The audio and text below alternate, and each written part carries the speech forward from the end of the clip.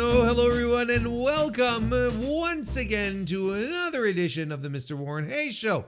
Hi, I'm Warren Hayes. We're going to be talking about professional wrestling here for a little while because this is what this podcast is about. It's a professional wrestling podcast that you are currently consuming on one of multiple platforms, either on youtube.com/MrWarrenHayes or on your favorite podcast application of choice. Whether it's video, audio, it's available, it's there, and you are listening and hopefully enjoying it right now. And I appreciate it tremendously. Would also appreciate tremendously a like if you're watching this on YouTube, or 5-star reviews on Apple Podcast, 5-star ratings on Spotify are also super appreciated. Thank you so much. Thank you already. You already get the thanks before you even do the thing. If you've already done the thing, triple thanks. That means you got ahead of me asking for it, and that's it's proactive. You'll get a good quarterly review. Trust me. Look, we've got a busy, packed show tonight. I don't want to waste too much time on the intro, but the AEW WrestleDream review is here. It's available right here, right now. We're going to get to that in the show, as well as the New Japan Pro Wrestling's King of Pro Wrestling review. So 2 big shows to review. We've got that. We've got Jimmy Jacobs talk, contracts and health updates. We even have some Janel Grant lawsuit news. We've got it all. We've got it all. Let's get right to it. Thank you much. And as usual, some things that were recorded offline, some streaming highlights. That's it. I said everything. We're all good now. I started to say, let's get on with the podcast, and I interrupted myself, but now we're going to get on with it. Thank you very much for being here. Let's get to it. Let's start talking about some more Janel Grant lawsuit news. There are things that, there's some updates that happened over the past couple of days, so we're going to cover those. I know things on surface. I know there's this bit of news here. We have a letter. We're actually going to read the letter. We're going to go through it. I haven't did a proper deep dive yet, so we'll do it together. We'll do it together on stream because a lot of people don't read stuff. Janel Grant asks WWE to waive NDAs, allow others to come forward. Lawyers representing Janel Grant are asking WWE to release former or current company employees / contractors from non-disclosure agreements. The waiving or non-enforcing of these NDAs would allow other potential victims with similar accusations to come forward. Grant's team emailed the request to WWE attorneys on Monday evening, as well to lawyers representing Vince McMahon and John Laurinaitis, the Associated Press reports. As of this writing, they have not received a response, and that was yesterday, if I'm not mistaken, right? October 8th, correct. They have not received a response. However, a spokesperson for Vince McMahon declined to comment. And then we go into a little background as to what everything came, what everything, how we got to this point, right? In July 2022, according to a Wall Street Journal report, 4 other women, all of whom were previously affiliated with WWE, have signed NDAs barring them from discussing their relationships with McMahon. According to the representatives, Grant was not one of the women mentioned in the WSJ report. 2 high-profile examples of similar requests being granted include the Weinstein Company releasing former employees and other NDAs related to claims against Harvey Weinstein in 2018, and NBC Universal doing the same regarding claims against Today host Matt Lauer in 2019. Here's a quote here from Ann Callis, who is, of course, Janel Grant's lawyer. Quote, "If WWE and its parent company Endeavor are serious about parting ways with Vince McMahon and the toxic workplace culture he created, their executives should have no problem with releasing former WWE employees from their NDAs. This is the first step to rehabilitating a company that covered up decades of sexual assault and human trafficking." So that's the statement that came along with it. And it's very interesting, the comparisons to the the Weinstein affair, right? Because Janel Grant currently, her PR firm, the PR firm that she's working with, is the same PR firm that worked with victims of Harvey Weinstein all the way back then. So you kind of have the impression that you know what they're doing here. They've been down this road before, and I think it's very fascinating. And clearly they're going hard after Vince in this circumstance. Using the documentary and the revelations that popped up for a lot of people, maybe not wrestling fans like us, where most of us, I believe, were very much aware of what Vince has been up to over the past few years, but maybe using the documentary to continue to paint Vince McMahon in maybe not a great light, and maybe even pressure him into performing certain actions, like releasing the NDAs, which could have an impact on the lawsuit, as far as I understand. Why don't we pull up the letter? We'll take a look at it. We've got BG Bethel, who has the actual letter. I'm not going to read a transcript. We're going to read the actual thing here. So from the Holland law firm, and as you can see, it was sent October 7, 2024. So 2 days ago. We're recording this on the 9th of October. So this is regarding a call for WWE to release former and current employees and contractors from non-disclosure agreements. Dear Mr. Toll, Ms. Rosenberg, and Mr. Brennan, World Wrestling Entertainment has said that it, quote, takes Ms. Grant's allegations very seriously and has no tolerance for any physical abuse or unwanted physical contact, unquote. In other words, WWE would like the world to believe that it has reformed its workplace culture. But if WWE is truly committed to change, it must allow survivors to speak their truth without fear of reprisal. We call upon WWE to publicly waive enforcement of its non-disclosure agreements, the NDAs, to allow its former and current employees and contractors, including wrestlers contracted to perform under the WWE brand, to speak out about sexual misconduct, sexual assault, harassment, and workplace aggression or disputes concerning the toxic culture at WWE. This includes releasing women who signed NDAs related to sexual misconduct by former CEO Vince McMahon, John Laurinaitis, and other WWE leadership and employees as conditions of settlement. The toxic and sexualized nature at WWE during Mr. McMahon's tenure as CEO and chairman was open and notorious. Yet what has been publicly reported is only part of the picture. We have witnesses come to us confidentially and describe a sexualized culture at WWE that victimizes women and men. We have received reports that many victims are currently afraid to come forward because of the punitive non-disclosure and non-disparagement agreements. For example, the Wall Street Journal reported on July 8, 2022, Mr. McMahon paid over $12 million to at least 4 women to secure their silence about his sexual misconduct. Our client is just one of an untold many. We therefore also ask Vince McMahon and John Laurinaitis to affirm that survivors and WWE employees who witnessed abuse may speak about their experiences without fear of retribution and retaliation. WWE cannot move on from its sordid past while its victims remain silenced. Survivors deserve an opportunity to share their experiences on their terms. Forced silence only deepens the wound of sexual abuse.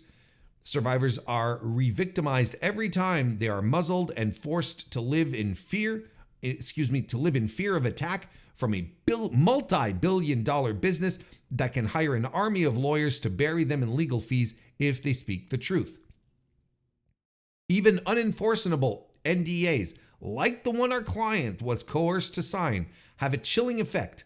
because individuals do not have the will or resources to fight them.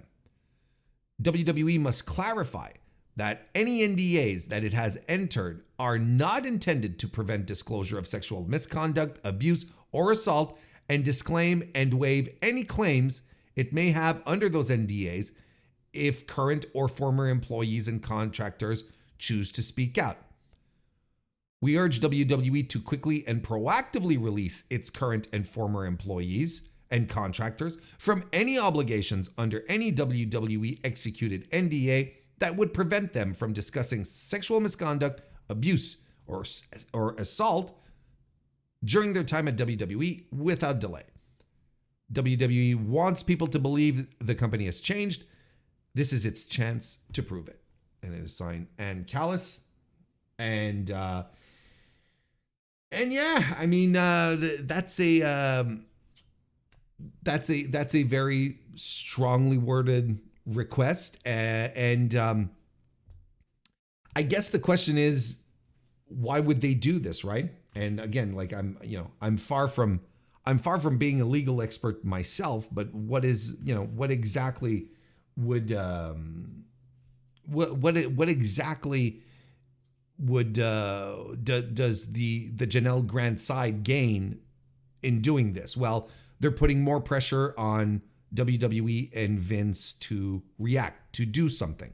Now, I don't know if there is something in the idea that Grant's lawsuit is currently on hold. I don't know if that has something, if that sort of invalidates this kind of thing. I don't think they'd just be doing this, in an empty fashion. I'm sure they want some type of resolution, but the lawsuit is on hold right now, pending the investigation of the Department of Justice. So I don't know if this is something that Vince's lawyers can respond and say, well, listen, the lawsuit is on hold. We don't have to react right now. I kind of feel like that's a logical turn. Like that makes a lot of sense.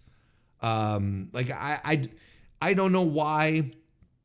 I don't know why the Vince, WWE, and Laurinaitis' lawyers would feel compelled to respond to this in that circumstance. But again, I'm not a lawyer. Maybe there's something that I'm not quite gathering. But if anything, this just continues to paint a very poor picture, and to maybe take some heat off, or to add some heat on WWE, right? Because everyone seems pretty content in calling the lawsuit the Vince McMahon lawsuit, but Vince is not the only person, being who is under defense here, who's being sued here. It's John Laurinaitis and WWE as well. So this, to me, seems to add a lot more heat on WWE to do something, to sort of take a step back and have you guys changed? Is there anything that has truly improved? They like to say so, as she said in the opening statement of the letter, right? That WWE says that they take the allegations very seriously and has no tolerance for any physical abuse or unwanted physical contact. Well, I mean, it's kind of time to this is a good opportunity for them to put up, right? To sort of well, okay. What if you do feel that strongly, then you will be okay with releasing the NDAs, right? Without any fear of repercussion. You will be fine with letting people speak their mind without any chance of retaliation. It's an interesting little wrinkle here, and I really do see this as a strong PR attack that's throwing some heat onto WWE, Vince, and Laurinaitis, but particularly WWE here. And I would assume that this is something that could also be used if they wanted to go to, once if and when the civil lawsuit reactivates, I'm assuming that this is something that they can use to enter some kind of of agreement, right? A settlement. That's the word I was looking for. That they'll be able to reach a settlement with Vince and WWE and Laurinaitis because they're pressuring so much. I have to say that it feels like, and again, we outside of the evidence that we saw with the lawsuit filing, it really does feel like Grant has a super strong case. If she feels this strongly, this confidently, to be able to just like head on out there, drop some and drop this information. If her team of lawyers and her PR people are very comfortable in doing this, because otherwise they wouldn't. If they feel very comfortable in doing this, they must have a really solid case. And at the same time, they probably would like the other women who have signed the NDAs to come testify on their behalf should it ever go to court, which is, again, probably something WWE doesn't want, something that Vince doesn't want. Because as it's mentioned, there's a fair chance that the other NDAs are people that you and I know, that we've seen on television, that we're able to go, oh, not nameless people working in the office or whatnot. Not that it makes it any better. That's not the point. But from a public perception, it will be a lot more dramatic for us, regular plebeians to see wrestlers that we actually saw on television be having been forced to sign these NDAs. Having been in these circumstances with Vince, it'll be a lot more uncomfortable and a lot more dramatic, if that makes sense. Yeah, I mean, this is very interesting, and WWE is going to have to respond in some way. I don't think they can simply ignore this. This is the joust, right? This is the legal joust at this point. They, one side puts something out, the other side responds to it. I think that's part of the situation. If you don't respond, then it's a sign of weakness. It's a sign of it's bad. It might be bad in a legal sense, since you have not stood up to defend yourself against these claims. So WWE is going to have to respond. Do I think they're going to say, yeah, sure, let's release them from the NDAs? No. And I think the Holland law firm is sort of banking on that, because it's going to end up it's going to end up being another stain on WWE and Vince, but specifically WWE in this point. Like, this is something that has a little more heat for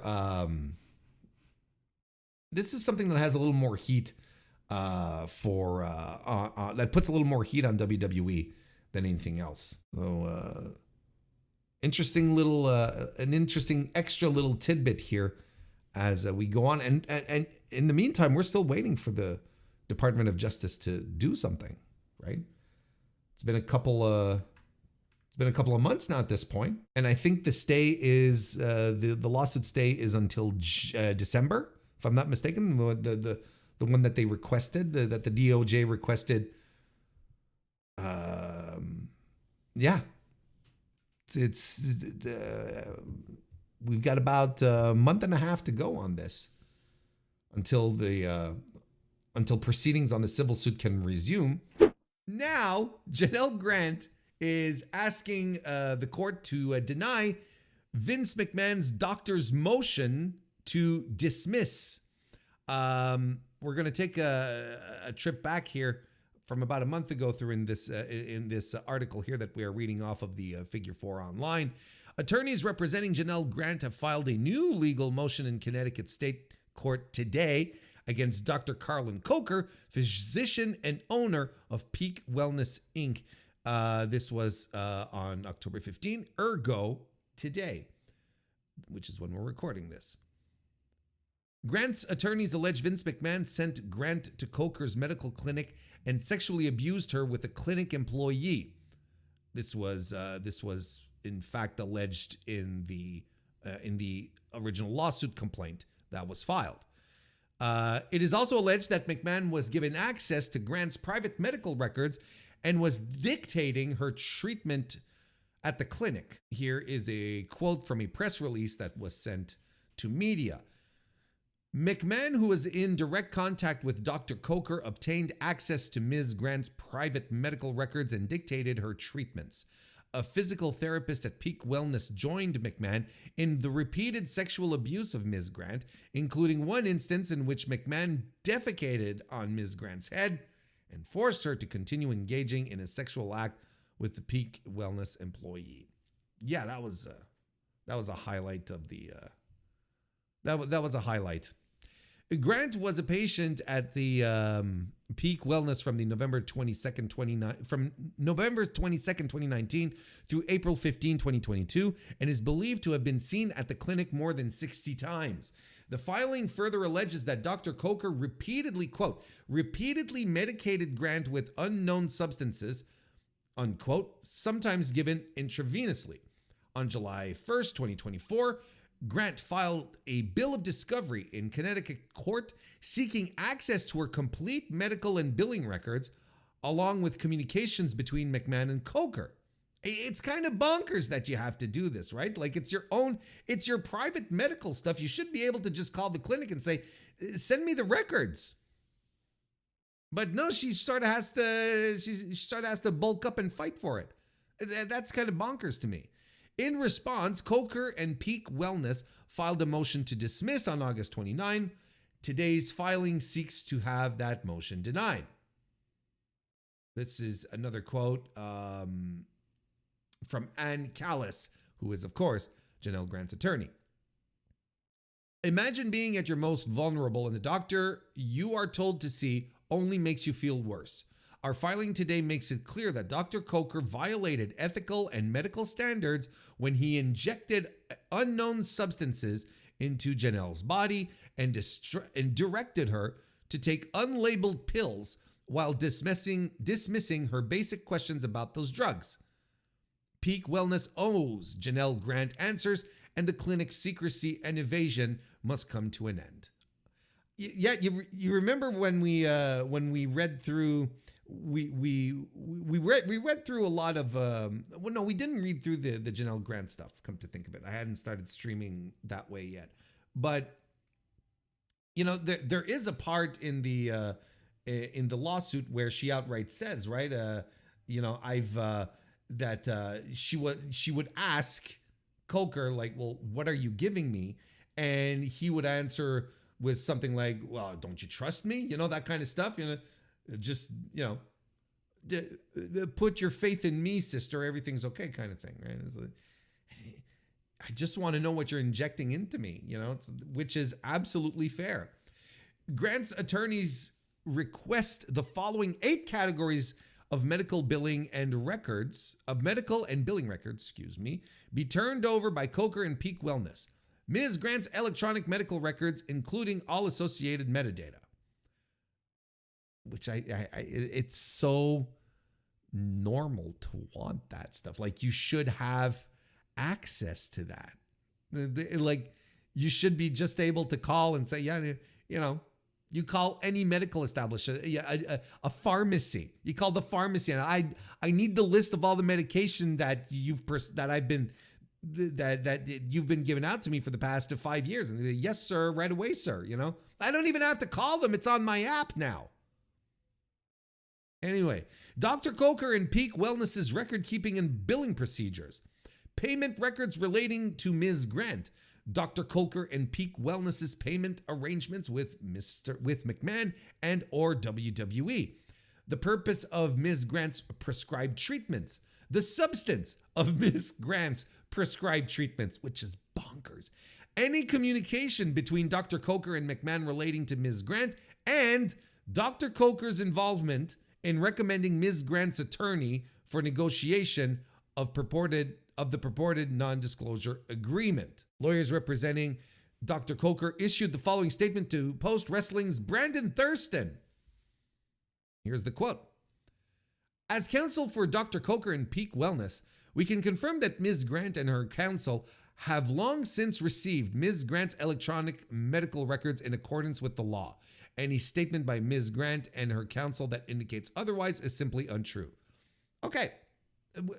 Again, like that would seem absolutely normal that you should have access to your records without having to go to court for them. You'll notice that in the statement they're talking strictly about the medical records, whereas there's a couple of more requests there's a couple of more requests in the request itself. Then we have the full timeline, and good job here by Figure 4 Online to sort of keep this all together, bringing back the whole situation here. And now, and when we're talking about and we have the full press release, that's a good job. Who wrote this one? Ian Carey. Good job, Ian. Very thorough. Even adding some stuff from WWE Survivors. See, I'm a little more skeptical of this account. I know that WWE Survivors has popped up, and they referenced an email basically saying, if you're a survivor of abuse from Vince McMahon, please contact us. And they leave an email. The email that was left was an email for Janel Grant's PR company that was left in one of the tweets. So, a lot of people are instantly assuming it's legit. I don't know. I'm not quite sure. Since Elon decided that, anyone who wants a badge can pay for it, and there's no real way to verify someone's identity if they are the real person that is being purported to be online. And now it's really hard because of that. You look at an account like WWE Survivors, which is maybe probably a good idea, but you don't know if this is legit. Like, who are you DMing? Who are you talking to? If you send a DM, for instance, who are you talking to? What is, if you have sensitive information, how is it going to be handled? Like, then, this kind of stuff is nonsense. And if this is what WWE Survivors is doing right now, which is just like calling on sponsors, right? I understand the pressure in doing it, but I mean, it's not. Is this the best way to go about it? Is this really what the account is for? I don't understand this. It doesn't make sense. Like, I'm a little dubious about it. Anyway, that's where we're at with the Janel Grant lawsuit.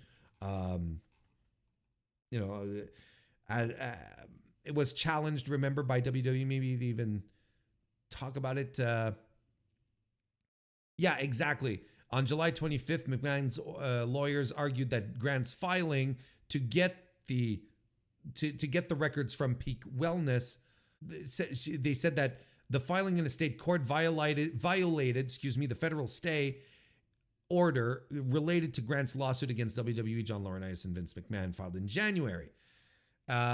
So McMahon's lawyers sort of tried to block it, saying, well, we're on a stay, she shouldn't be doing this.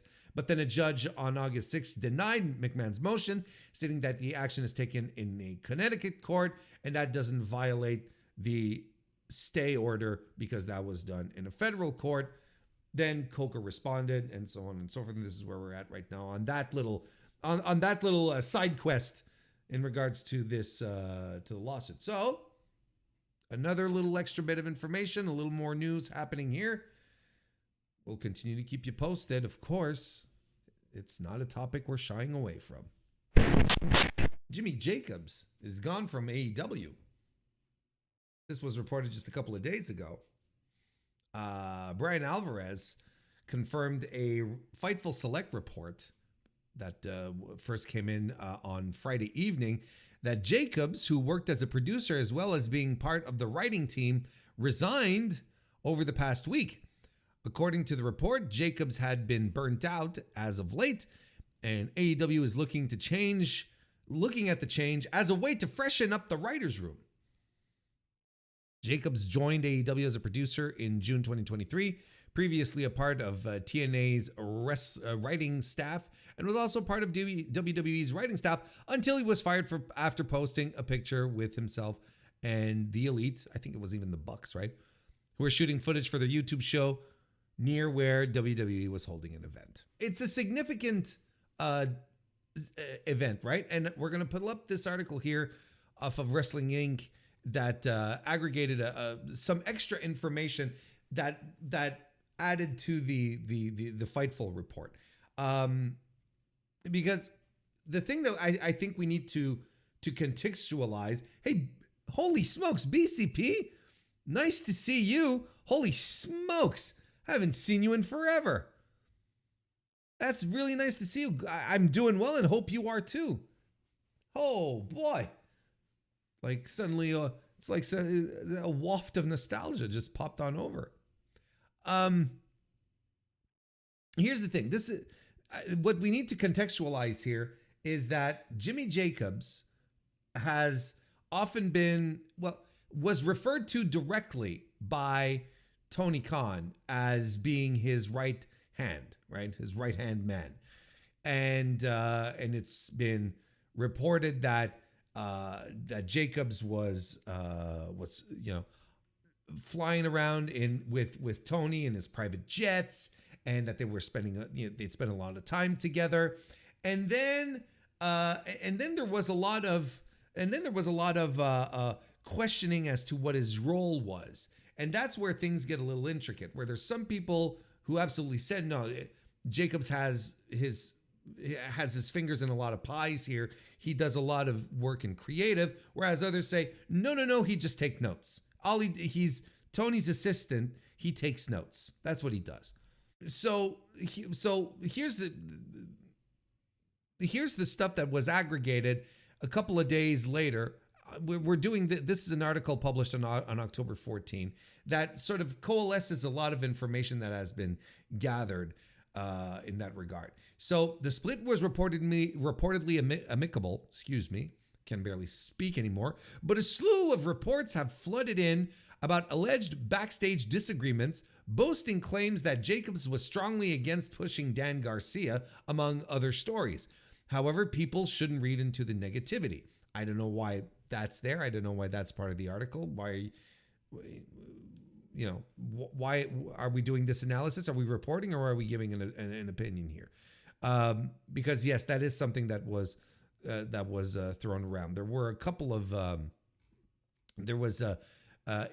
this came off of it wasn't an Ibu on Wrestle Purist who held a space on Twitter. Yeah, that's it. He held a Twitter space, and he talked about Dan Garcia, saying he doesn't dislike Daniel. He just doesn't see him at that level. He did not see a top guy in him necessarily. And so usually in situations where it was like, hey, why don't we give this to Daniel Garcia? He was rarely ever going to be the guy who was like, oh yeah, man. Oh, hell yeah, man. Let's do that. The learning tree gimmick, apparently, Jacobs had a hand in that. Jimmy Jacobs is Chris Jericho's partner, said Ibu in the same space or in another space. I can't quite remember. Jericho pitches his creative. Jimmy Jacobs produces Jericho's segments. Jericho has stuff he wants to do, and he trusts Jimmy, and he leans on Jimmy. That's essentially it. And there were some stories that came out of that space that sort of credited Jimmy Jacobs with a lot of stuff happening, a lot of creative decisions happening in AEW. Brian Alvarez and Dave Meltzer looked into the matter on an episode of Wrestling Observer Radio and attempted to shine some light on the truth about his relationship with the promotion. Alvarez noted that there is a possibility that Jacobs could return down the line, while Meltzer claimed that his sources didn't mention anything about rejoining at a later date. I mean, look, if the guy is gone, first of all, if he's burnt out, that's horrible.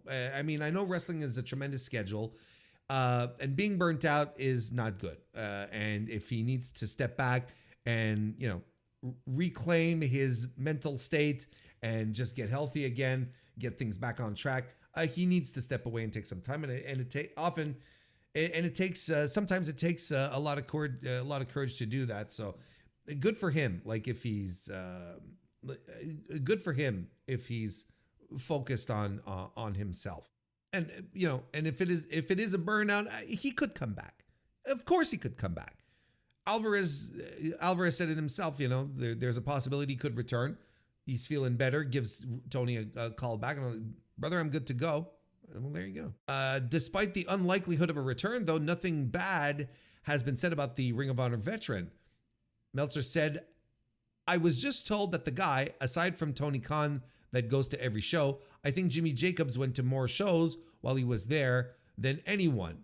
Meltzer pointed out that Jacobs was at every taping and that this likely led to a lot of travel, which could be why he was allegedly burned out. Meltzer again emphasized that nobody said anything negative about Jacobs, and he got the impression that the Zombie Princess made the decision himself. Oh my Lord, there's a throwback, which Alvarez corroborated.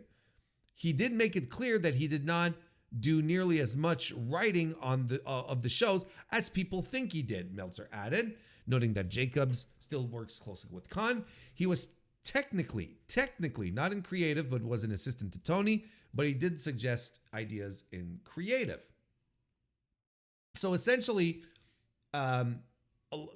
reports coming out of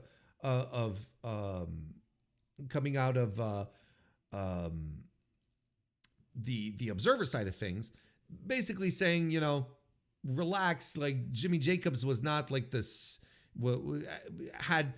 didn't have that much sway in creative. It wasn't really his thing, and he wasn't all that involved. Essentially, that's what he was saying.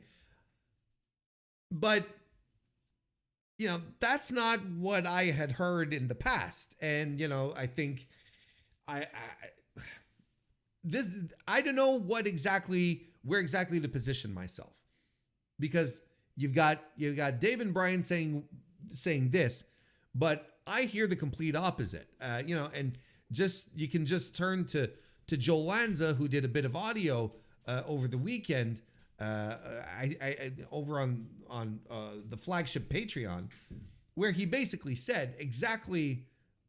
He had basically saying, anyone who tells you that Jimmy Jacobs wasn't involved in creative is full of it, or they're just lying, or they're just that they're according to the sources he speaks to.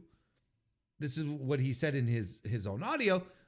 Jacobs has his fingers in everything, and he might not be the guy who is in charge of creative, but he holds sway. He has thoughts on everything, and his opinion is a driving force as to who gets pushed and who doesn't. So it's like I don't know which way to swing here.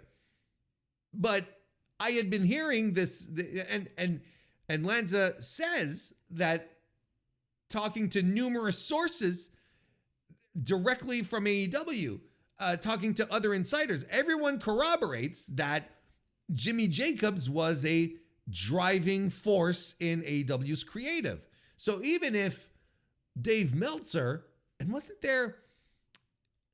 even if Dave Meltzer is saying, even if he's saying, oh, well, no, it's not that big a deal kind of thing, he's there, but and he's there, he's doing stuff, but it's really not that big a deal. Well, I'm sorry to say, the stuff that I've heard really does contradict what's being said here. Look, I right here live as I'm recording this on stream, I just pulled up a record here where Jimmy Jacobs says his role in AEW doesn't involve me writing wrestling TV. And I mean, you can absolutely say, well, look, point to that and say, absolutely, look, this is what this is what he said 9 months ago in an interview. Mostly what I do is I format the shows and I organize information and communicate. It was never supposed to be like a creative role. Like I said, I was burnt out at Impact. I was burnt out writing wrestling television every week. My job at AEW doesn't involve me writing wrestling television. It's far more admin. And you can believe that. But then again, like if he was burnt out at Impact, doing the weekly TV writing, and now he's burnt out again, whereas he's allegedly not, despite the fact that he's not allegedly writing wrestling, then why did he, what I'm saying is that the coincidence is pretty strong. He burns out at Impact because he was writing TV every week, and now he's in AEW, allegedly not writing TV, but he burns out, despite the fact that he's not writing TV. And here's the other thing that I find extremely curious. The report said, the Fightful report said that with Jacob's departure, AEW, Tony Khan, is sort of looking to refresh, the creative process, the who's involved and whatnot, get a good creative refresh. Now, if this guy was not involved in the weekly creative television, why would his departure then initiate a revision of how things work creatively in the company? I'm telling you, like, I don't buy, like, I appreciate Dave. I appreciate Brian Alvarez, but I don't buy it. I don't buy it that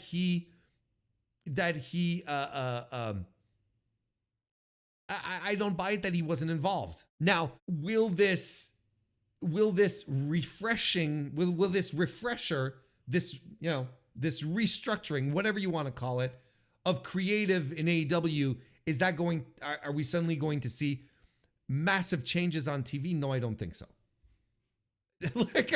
I don't think that it's going to create, at least not instantly, it's not going to create like some brand new vision, right? For AEW. I don't think there's going to be some noticeable changes. I don't think so. And I don't even want to sit here and what I'm not trying to do is sit here and say Jimmy Jacobs is gone. All of the issues with AEW's creative are all going to be corrected because he was the driving force. He was the figurehead of all of this. I am absolutely, positively not saying that. Trust me. But I'm telling you,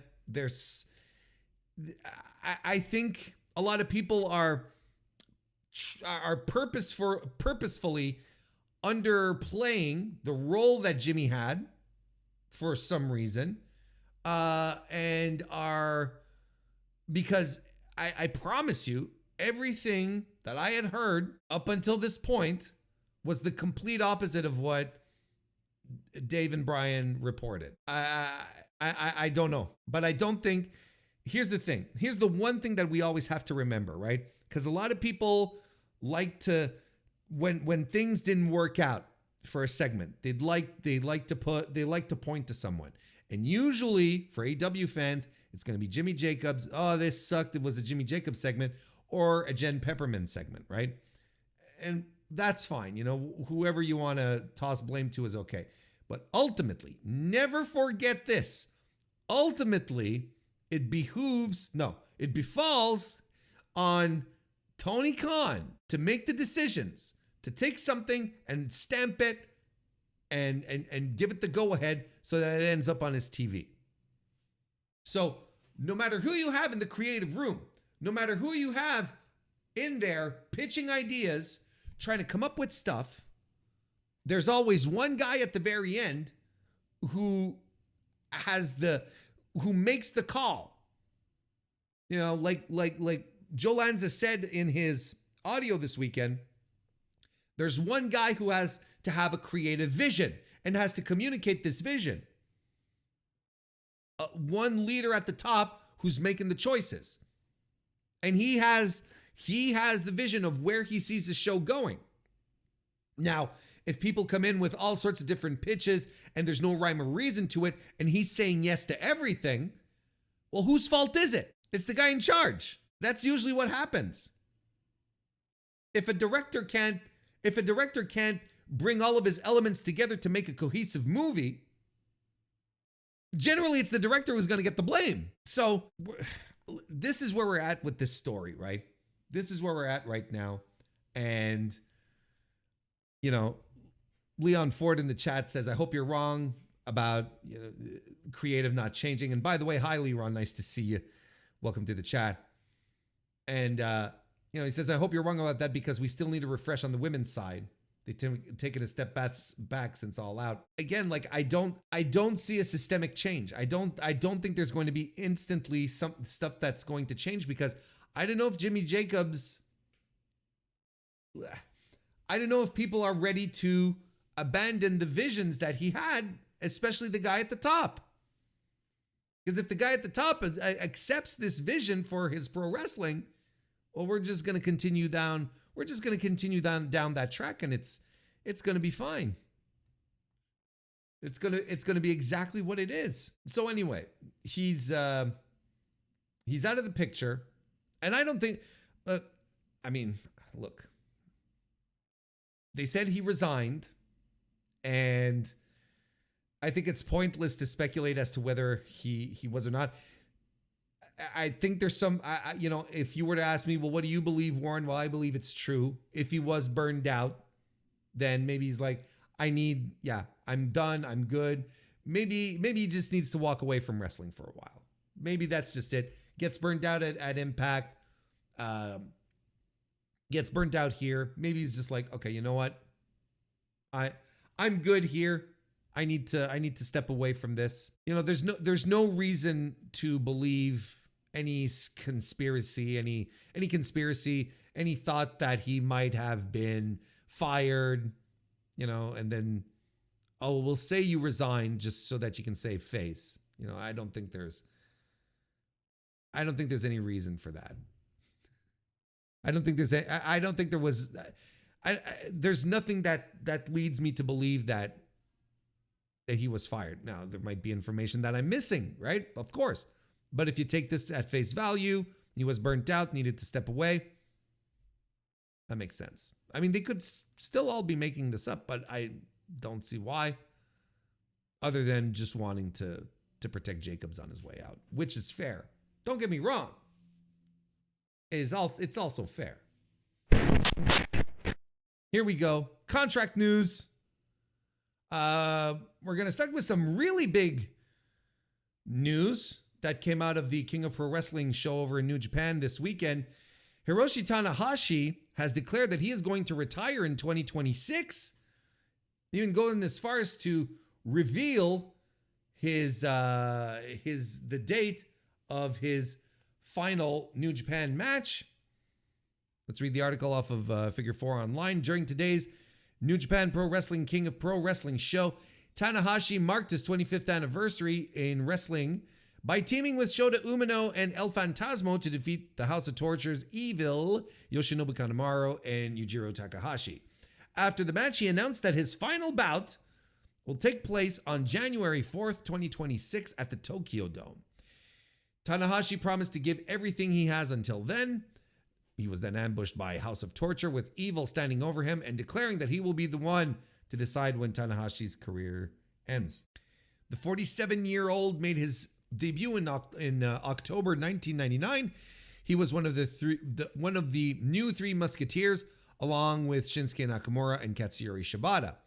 Tanahashi was voted into the Wrestling Observer Hall of Fame class of 2013.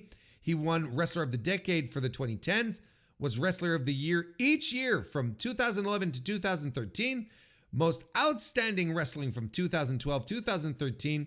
His feud with Kazuchika Okada was Feud of the Year from 2012-2013, and he won Match of the Year awards in 2012 versus Minoru Suzuki, 2013 versus Kazuchika Okada, and 2016 versus, once again, Kazuchika Okada. Though his in-ring career is approaching its end, Tanahashi should remain a pivotal figure behind the scenes in New Japan Pro Wrestling. He's been the president of New Japan since December 2023. So that is significant, and I get into this on the King of Pro Wrestling review. So I'm not gonna say some stuff here, which is only going to be repeated shortly on the podcast.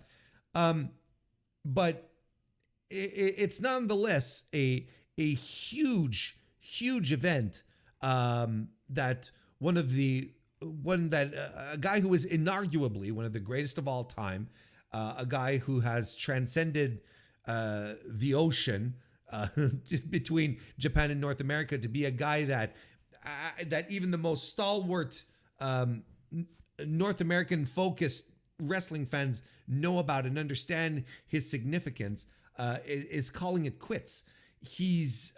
And at the same time, I can only appreciate that he has the self-awareness, the foresight to say, listen, because it's been a criticism for Tanahashi for a few years now, that he's washed, he doesn't have it physically anymore, he's kind of done. That he has the foresight to look what's coming up and say, you know what, I think I'm done. I think we're good. That takes a lot of humility and courage, which a lot of pro wrestlers don't necessarily have. Not the courage part, but the humility part, to go, yeah, you know what, I think I'm done. Because there's a lot of guys that, despite being in the shape that he's in, would continue pushing forward. So, unless there's medical situations we don't know about that are significant, we don't need to know them, but it's a remarkable consideration that he's bringing upon himself. Some tremendous forethought here. So look, here's the thing ultimately, right? In 2025, next year, we're going to ostensibly, it's going to be the last of John Cena, the last of Hiroshi Tanahashi. And, if you want to believe the hype, we're on the last legs of Bryan Danielson's career as well, at least as a full-time wrestler. All these stalwarts slowly heading off into the sunset within the same period. It's crazy that's some remarkable turnover. It's amazing that we're on that level. So we'll talk about this a little more once we get to the King of Pro Wrestling review. Lio Rush confirmed signing a new AEW contract as well. In a AEW digital exclusive released Sunday, Alicia Atout revealed that Rush has signed his second contract with the company. He'd previously been with AEW from September 2021 until announcing his free agency at the end of February 2022. This right here means a lot of people are getting put on notice, Rush told Atout. This officially means that I'm all elite, that I'm back in AEW. And then we did the angle where MVP and Shelton Benjamin showed up, and Benjamin and Lio Rush jaw-jacked, and that's leading to a match this week on Dynamite. I'm thrilled that Lio Rush is getting work. Look, I know a lot of people have soured on Lio Rush over his multiple exits from multiple companies, leaving WWE and coming into AEW, then leaving AEW, then going to finally ending up going to New Japan, but then leaving New Japan. And, there was just a bunch of stuff, right? And a lot of people have soured on him in that regard. I, for one, have always been very much pro Lio Rush. uh, for a very long time. I think pro wrestling is better with him in it. I think as far as a talent goes, he offers something that is characteristically his. It's unique. No one else wrestles like Lio Rush. He's a formidable talent. Personally, I couldn't be happier. Of course, there's always the outstanding issue, and this is the taint that has happened, which is unfortunate. But hey, you know what? This is what he's got to live with now. Is he going to stick with it? All that Lio Rush really needs is to stick with the company instead of bouncing around, instead of flaking out, instead of whatever reasons that compelled him to leave his other jobs rather unceremoniously. He just has to stick with it now. I think he's got a lot to prove. And for a lot of people, this might actually be the last straw. Because he did leave AEW the first time under odd circumstances, and now he's coming back around. And AEW is giving him another chance. You would assume that he doesn't mess it up. You would assume so. We'll see how all this comes together. Of course, time will only prove us wrong or not, but I still maintain this position. If Lio Rush can stay still in one promotion for an extended amount of time, of course his career will benefit, but I think his stock overall will rise. I think people will latch on to a Lio Rush if they are given the opportunity to latch on to him without feeling like he's just going to flake out and disappear. Like, no one wants to support a guy that is just going to vanish within a couple of months, right? So that makes sense. Hey, you know who's getting a Legends deal? It is, of course, Hornswoggle, that legend of professional wrestling. Dylan Postel has signed a deal with WWE Legends. He shared the announcement on Friday night during an ACW Wisconsin show. He joins Jesse Ventura, Diamond Dallas Page, Armando Alejandro Estrada, and Jacqueline as those who have recently signed similar contracts. Swoggle told the crowd, "I want to break this news to you guys because you guys have supported me throughout my entire career, whether it's in WWE, whether it's returning to this building. You guys have always supported me. So I thought you guys should be the first to know. As of last week, I signed a WWE Legends contract. Thank you to each and every one of you for supporting me, for having my back, for believing in me. This is for each and every one of you. Thank you, guys." So it's for each and every one of the people in attendance, so they're all getting a cut. This is for all of you guys that I am getting paid for showing up. I mean, good for him. Like, Hornswoggle is one of these guys in pro wrestling that a lot of people have an attachment to for whatever reasons, okay? Multiple reasons. Met him at a con, he's a nice guy. Have fond memories of him running around as a leprechaun and doing, whatever, okay? I don't, okay? So I don't. And to me, Hornswoggle doing things in WWE was just because Vince thought it was funny, and then at some point Vince didn't think it was funny anymore, and then he hit the bricks. So it's not someone that I have any attachment to. Good for him if he's able to lock down a deal, but I have no thoughts or feelings on this. It's just okay, good for him. Ultimately, it's just a good for him. But you know what I find interesting? You know what I find really, really interesting? It's this sudden wave of WWE going back to the old Legends contracts and swooping all these people up. They have been picking up a lot of people recently. And I can't help but wonder if this isn't some kind of response to maybe AEW working with some legends and they don't like it. Look, we're going to talk about it right now, actually. Is it not on the docket? Then I didn't pull it up. There we go. Let's do it. Someone else who has a Legends deal is, and it was mentioned in the chat as well. Rob Van Dam. Rob Van Dam got himself a Legends deal. I don't remember if we mentioned it. We talked about it last week, but he said he talked about how it'll affect his AEW usage. Well, he's probably not going to be able to go anymore, right?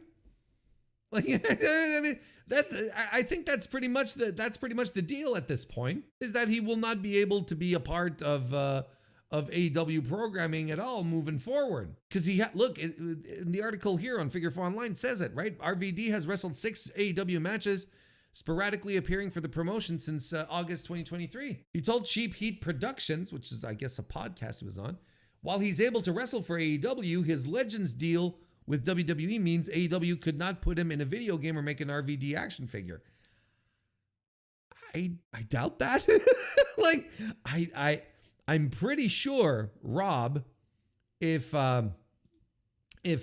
WWE has you in a Legends contract, they are not going to let you go and wrestle for the competition. It's not just, oh, they won't be able to make action figures of me. I don't think that's what it is, Rob. I think you're locked in. So I'm not under, he says this, so I'm not under contract with AEW. I signed a per match contract with them, which I've done 5, maybe 6 times, and it's only wrestling. The first time I talked to Tony Khan about doing this, a factor was that I still have a WWE Legends deal. So my use in AEW to AEW would be limited, as far like they can't put me on video games, action figures, stuff like that. So you could say it's limited on both ends, or you could say I got both ends going, best of both worlds.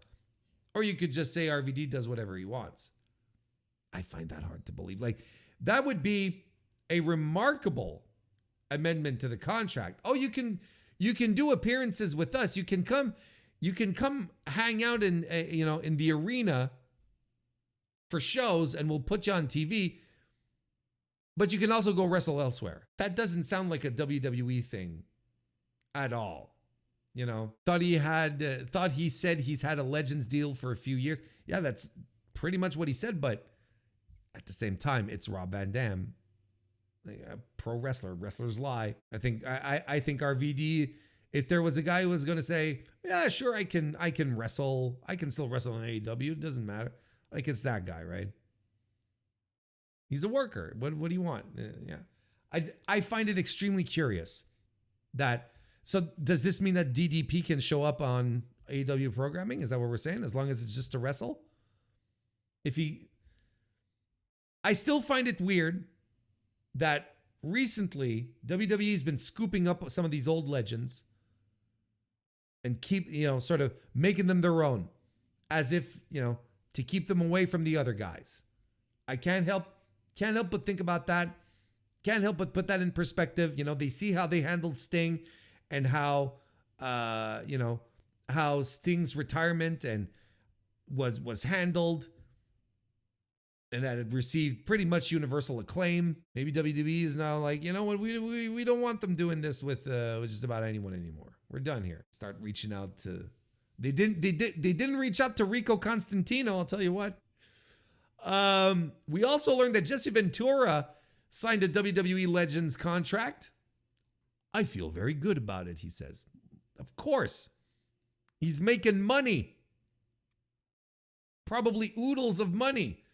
After decades of Vince not wanting to pay him a dime. Nearly 6 months after revealing he was in negotiations with the company, Ventura announced on Thursday, last week, the 10th, that he has signed a WWE Legends contract. Ventura called it a full circle moment with him returning to his roots. This is what he said, quote, "I thought it was time that maybe I tell everybody, indeed, hell has frozen over. Yes, hell has frozen over. I'm back in the WWE as a legend. I've gone through negotiations. We've reached agreements, and I feel very good about it. I'm 73 years old now, and my life has now gone full circle. I got my first fame and fortune in the wrestling industry. I went on to do many, many other things above and beyond wrestling or outside of wrestling after I left it. And now maybe it's only right that I come back to wrestling in the twilight of my life and finish off with what I always was." I mean, I don't have a problem with this. This is fine. Ventura Ventura did come to prominence in the WWE and was, proudly a member of the roster until Hogan snitched him out. and he's been in a feud with Vince since. So is it a coincidence that Jesse decides to come back to WWE with Vince out of the picture? No, I don't think so. I don't think it's, knowing their history, I don't think it's a coincidence. But good for him. That'll be I agree, like what better way to, like don't former, what was he? Was he governor? He was governor, right? He was governor of Minnesota. Don't governors get some sort of salary until they die? Like, isn't that the deal? Like, you still touch your governor's salary for not the whole thing, like not 100%, but I don't know. So, he's got some of that. He's probably got some money that he can get from the Predator films. I mean, those are always popular. There's always got to be some kind of royalties that he gets at some point, right? Or maybe he wasn't a big enough star to negotiate that. Now he's got like WWE that's shutting out the big bucks. You can't be disappointed at that. Just to show up when they tell you to show up. No bumps, no physical, no nothing. It's just like show up and smile, applaud in the crowd. Sure. Another thing I forgot to put on the docket here. Last little bit of contract news. And it's an interesting one, this one. It's a very interesting one. It regards Maria Kanellis, who said that her AEW contract is expiring at the end of the month being October, while sharing a health update with her fans on Monday, that would be the 7th last week. Kanellis said her contract with AEW is scheduled to expire on October 31st. She's reached out to AEW but doesn't know if she's going to be re-signed. My contract with AEW is coming up on October 31st.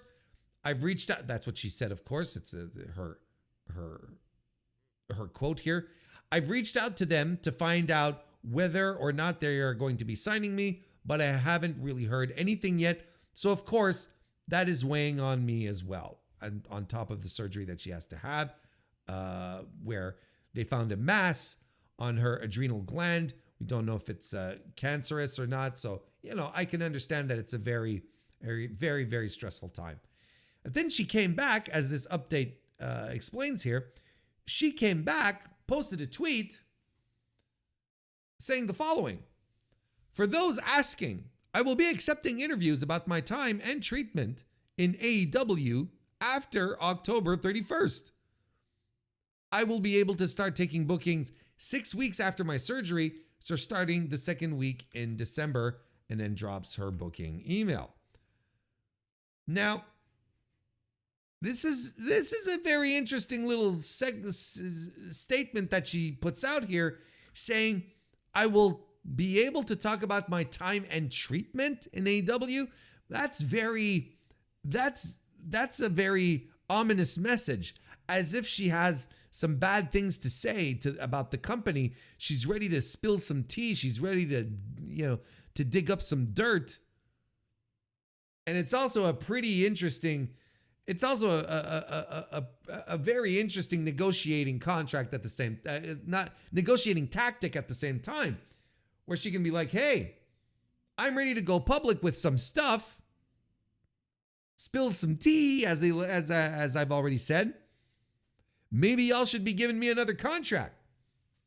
You got to appreciate a worker working their way into a contract like this. I don't hate it. What kind of treatment? I don't know. We all became familiar with the way she was treated in WWE before she departed, in regards to her pregnancy and so on and so forth, which wasn't glorious. And she's, I don't think she's afraid to shout that to the high heavens. I don't think she's concerned about that. I don't think there's a bridge that she's willing to burn, that she's willing to not burn. Let's put it that way. Does she have anything? Well, there's only one way to find out. Tony, let the contract run out and we'll find out. Or maybe maybe Tony's like, not again.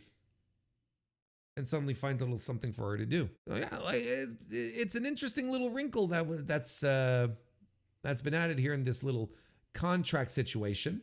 And as far as health updates go, I think we've only got, let me see here. The only note that I have is in regards to Anthony Henry, who last week, I think we mentioned this last week, right? That Anthony Henry announced that he had tore his left bicep. I believe we talked about that last week. Well, this week we did have a bit of an update where he's undergone surgery for his torn biceps, and this article on Figure 4 Online says is beginning his road to recovery following the surgery. After tearing his biceps earlier this month, Henry underwent surgery to repair the injury. Surgery was successful, he posted on social media. Now time for recovery. This is the face of a man who's super bummed. Like super duper bummed. Where 2024 has just been snake bitten for him. Or he was not fired, but his contract was not renewed. Came to a shock to him, only to be rehired after some public outcry, ready to get the ball rolling again in Ring of Honor, and then gets hurt again. And then gets hurt and taken off the roster again. The injury happened on October 3rd when Henry faced Gabe Kidd in a match that was taped for Ring of Honor television. Before the match aired last week, Henry revealed that he tore his left biceps off the bone and would be out of action for the foreseeable future. So we'll continue keeping an eye on that, and we hope that his recovery goes super duper well. It is time now to review AEW WrestleDream 2024 that took place at the Tacoma Dome in Tacoma, Washington this past weekend on October 12, 2024. A big show that I don't think anyone really expected to be as big. It is. Listen, let's just go with the cliff notes straight off the bat. What did Warren think of the show? If I had to give you the elevator pitch, this was a great pay-per-view. It's one of AEW's best pay-per-views of the year, and it is one that was not only packed with great wrestling, like top to bottom, but was eventful. Stuff was happening. This is a keystone moment in regards to storylines and angles and advancements, particularly when it comes to the biggest angle that the company has right now, which is, Jon Moxley and his thugs, Dictator Mox. I have a lot of people using a lot of terms to try and make sense of, what exactly this is. Cause it's not as so far as I'm recording this, and I'm recording this on Monday, the 14th of October. So far, the group doesn't have a name. It's nothing as clear cut as when, the Blackpool Combat Club was formed, whereas, these guys got together and they started wearing jackets, similar jackets that all had a name. And, it's not the same thing here. Maybe we'll get a name for the group. Also, doesn't even matter. Anyway, we're going off track here a little bit. I'm trying to give you my high level macro view of the show, and that's where I'm at. And I've had 2 days to think about this. I had 2 days to put this together, and I legitimately think this is one of the greatest pay-per-views that AEW has put on. I think it's back, maybe we're back to having these conversations where AEW just slaps some things together and everything connects and everything works. And it shouldn't come to any surprise to anyone, because arguably AEW has the greatest professional wrestling roster ever assembled.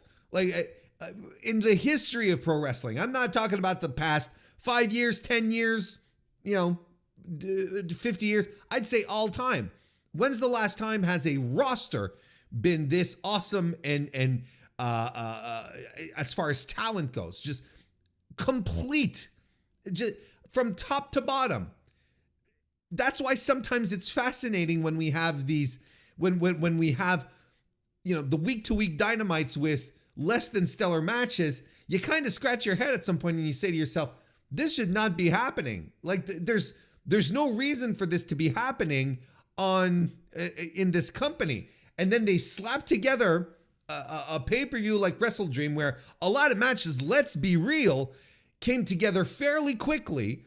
Didn't have the benefit of months of build, and come together, and all of a sudden you just have a pay-per-view which has a match of the year on it, a bunch of close candidates, a tremendous angle, like from the outset of the match. Even the opener was just a tremendous match. Like, there's so much going on this card, and this is systematic. This of the fact that, as I said, AEW has the greatest professional roster ever assembled in pro wrestling, but it also compounds the idea of something that I talk about frequently when I do the AEW reviews every Thursday here on the Mr. Warren Hayes Show. AEW is a pay-per-view company. It's a pay-per-view show. That's what it's best at. That's where it excels every time. That's where the metrics and the consumer-facing metrics all come together to prove that this is indeed fact, because the pay-per-views, generally speaking, are always in the same range as far as buys goes. Of course, the houses for AEW are always significantly better for the pay-per-views. Like, this is a company where consumer confidence still absolutely exists in its pay-per-views. Its week-to-week programming is an entirely different conversation. But AEW once again proves that it is a pay-per-view company. Now, I have not been much online since WrestleDream, as many of you know, because I talked about it on stream and so on and so forth. Even I think in the Mr. Warren Hayes Show itself. This weekend was Canadian Thanksgiving, so I was having family over. So I was spending time with the family. I took a lot of distance. Kept the phone down. Outside of using the timer to know when to baste the turkey and that kind of stuff. But I kept I stayed away from everything really related to WrestleDream discussion. So I don't know what the talk of the town is. I don't know what people are saying about it. So I don't know what to counteract. I don't even know if I have anything to counteract. I don't know if people think this was a good show, a bad show, if it was. I am firmly in the camp that this is a top 5 AEW pay-per-view this year. Like, let's pull up the old cage match for a second here. Let's just take a look here, just to get an idea. According to Cage Match, based on ratings given by users, Revolution this year was the number one. We're talking 2024, right? The number one top pay-per-view of the year, which I have a tendency to agree with. All Out then in second, London in third, Dynasty, AEW All In at third. I'll get my words right. AEW Dynasty number 4, and number 5 is WrestleDream 2024. The closest competition that WrestleDream has is Forbidden Door, which was at 8.60. At 8 even, excuse me, because WrestleDream sits at 8.60. And I think it should be higher. Am I so bold as to say that I like this more than the show at Wembley? I think I might. I think I like this show more than Wembley. I'm absolutely in agreement with Revolution. I think Revolution was the company's best pay-per-view of the year, and it's one of the best that they've ever done. It's in the top 3 of the best pay-per-views they've ever put on. I think All Out was tremendous this year. I think WrestleDream is the top 3. We're amending this. I started by talking about top 5. Let's go for top 3. I think the overall rating of 8.60 is very, very low. Because in my ratings, I have, if I'm not mistaken, because again, this has been 2 days now, or practically, Saturday night to Monday afternoon. I've got like, I don't think I have a single match under 3.5 stars in my little goofy ratings thing to sort of get my point across. I don't think I have anything under 3 point. I don't. I do not. It was a fantastic show. It was a fantastic show. And from top to bottom, for all the hours, like the 4 hours you're sitting there, the 9 or 10 matches that we had, excluding the 0 hour. The 0 hour is another story. We're talking about the main show. The 0 hour is that's a whole other ball of wax. But in regards to the pay-per-view itself, to the main show, it's nigh untouchable. It's tremendous. It was a show for pro wrestling fans, or at least for us geeks, right? At least for the geeks, because WWE is the cool place, according to a very astutely written piece of commentary out there on a news website. WWE is cool, whereas AEW is for nerds and geeks. Whereas the spoiler is, folks, I don't know if you know this, the spoiler is that pro wrestling has never been cool and will never be cool. It's not cool. You will never be cool because you watch pro wrestling. That's the whole spoiler, though. But whatever makes you feel good, right? Whatever makes you feel good in whatever fandom. If you want to say you're the cool guy for listening to this type of music, and that type of music is the nerds who listen to it, that's fine. That's okay. I've been through this. I used to do music reviews in a past life, and it's the same situation. It's the same thing. There's always a genre, a style, an artist that will be elevated that, turbo music nerds will consider to be the cool one, and that this other subgenre might be for the nerds. It's the same thing here. I'm used to this. I'm used to not being in the mainstream acceptance of things, and I'm comfortable with that. I've always been comfortable with this. If AEW remains an eternal second, I will be comfortable with that. I will never feel the anxiety of having to show up to impress, Big Brother or everyone, because who are you going to be impressing? Who are you going to be impressing? These people who write articles or who talk about how AEW is for nerds and that WWE is the cool. You'll never impress these people. AEW will never impress these people because they're set. They're set in they're entrenched, and they're just no matter what the other company does, they'll always be for the nerds. That's all. There's no reason to try and win them over, to try and make things better for them. They're bought and sold somewhere else, and I say that in a figurative sense, not literal. I'm not saying that people who write articles lauding WWE are bought for. Absolutely not. No, that's not what I'm saying. But I'm using it in the figurative sense of being bought and sold, as in, you are completely invested in the other product. That's what I mean.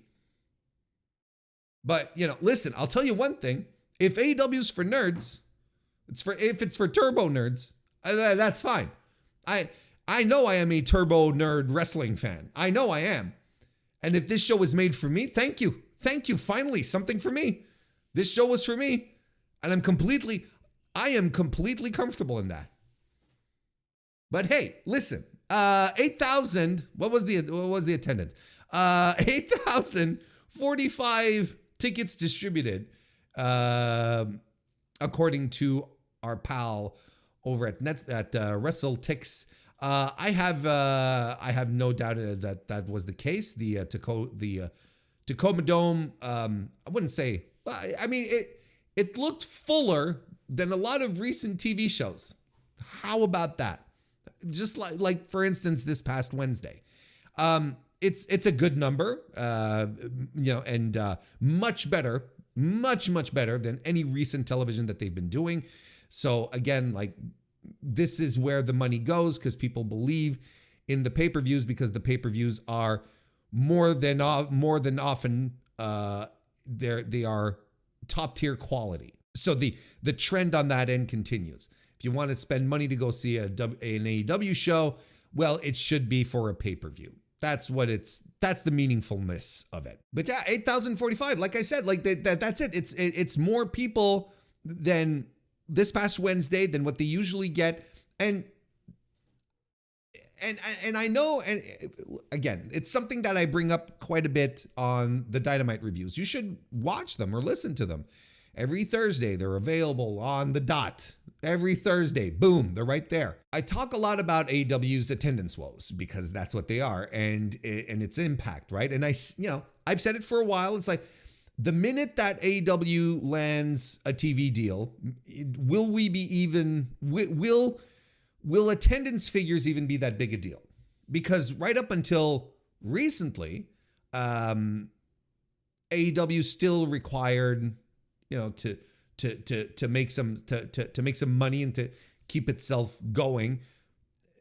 Also, on top of whatever media deals they were able to get, also needed, proper gates, proper houses to make money, basically. Jeez, just as simple as that. Maybe not as severely as it's the case like with Japanese promotions, where that's their bread and butter, but I'm sure that live attendance represented a significant portion of AEW's revenue. Now, the significant portion of AEW's revenue is from now on is the media deal. Like, it's just a tremendous deal.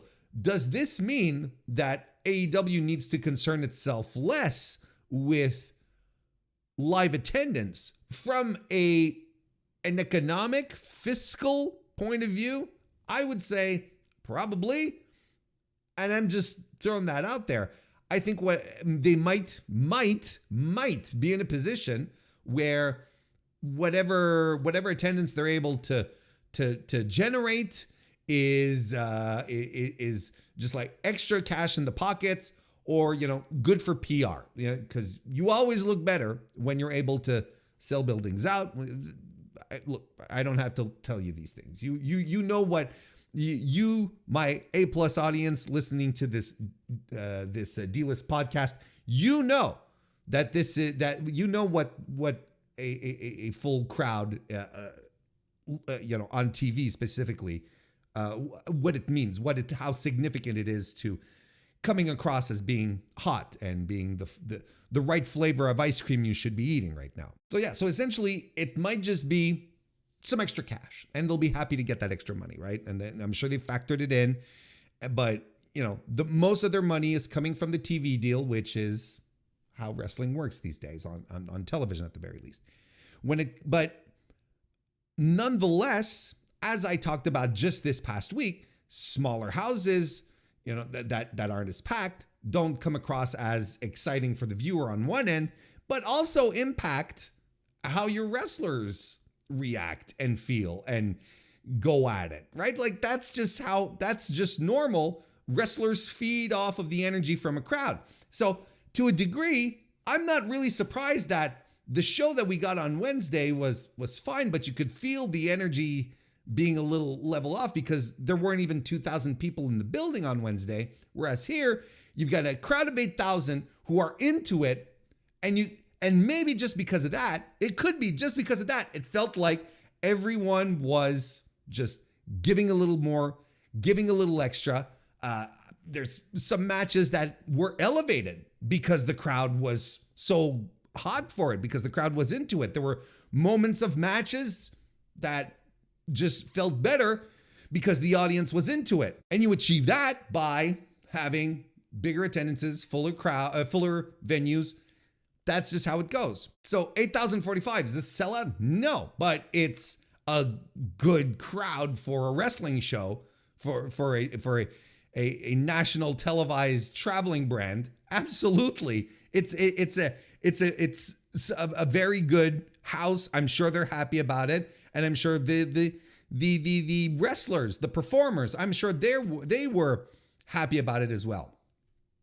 I was happy about the show. I was particularly happy about the main event. Why don't we start with that? Because I've talked enough about non-pay-per-view specific related things. We sort of bobbed and weaved here. That's kind of what you expect from me, I guess, I hope. But now we're going to start talking about the show, and we'll start with the main event and then circle back and go from the pre-show up. How about that? Is that all right? Because I think the main event is it's kind of the lead. It's the big story. It's the thing.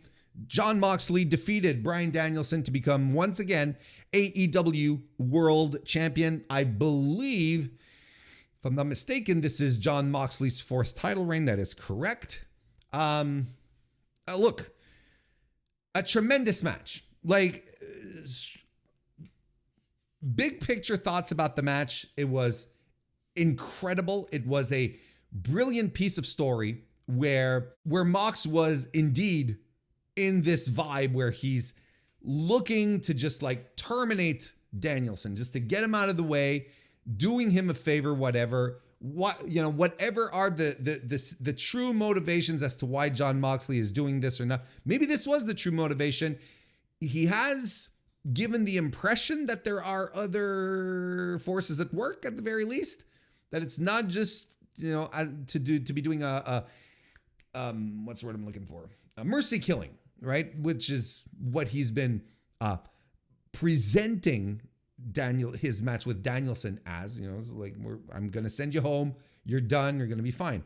And what you saw here, I sincerely believe, was the warrior, our hero, Danielson, who has been in arguably the greatest run of his career. We can discuss this, but you can discuss it in the chat, of course, or in the comments, I mean.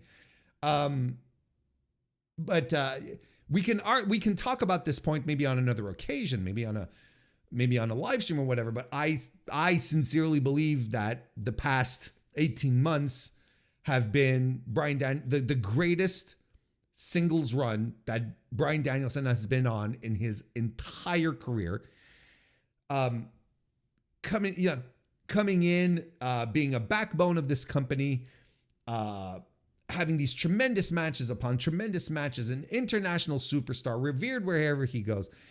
And you can feel throughout it all that Danielson his body's fatigued.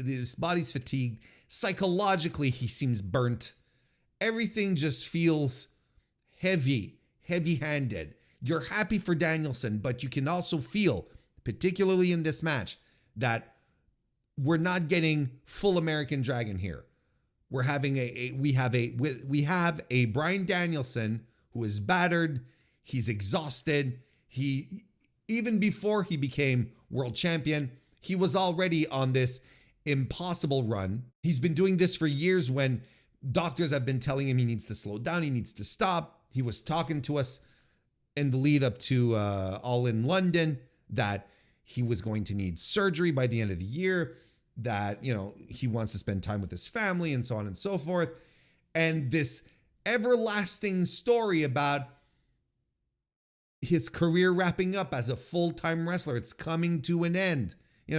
All these things have all been, they've all naturally coalesced to the WrestleDream match. And Danielson was more than happy to oblige.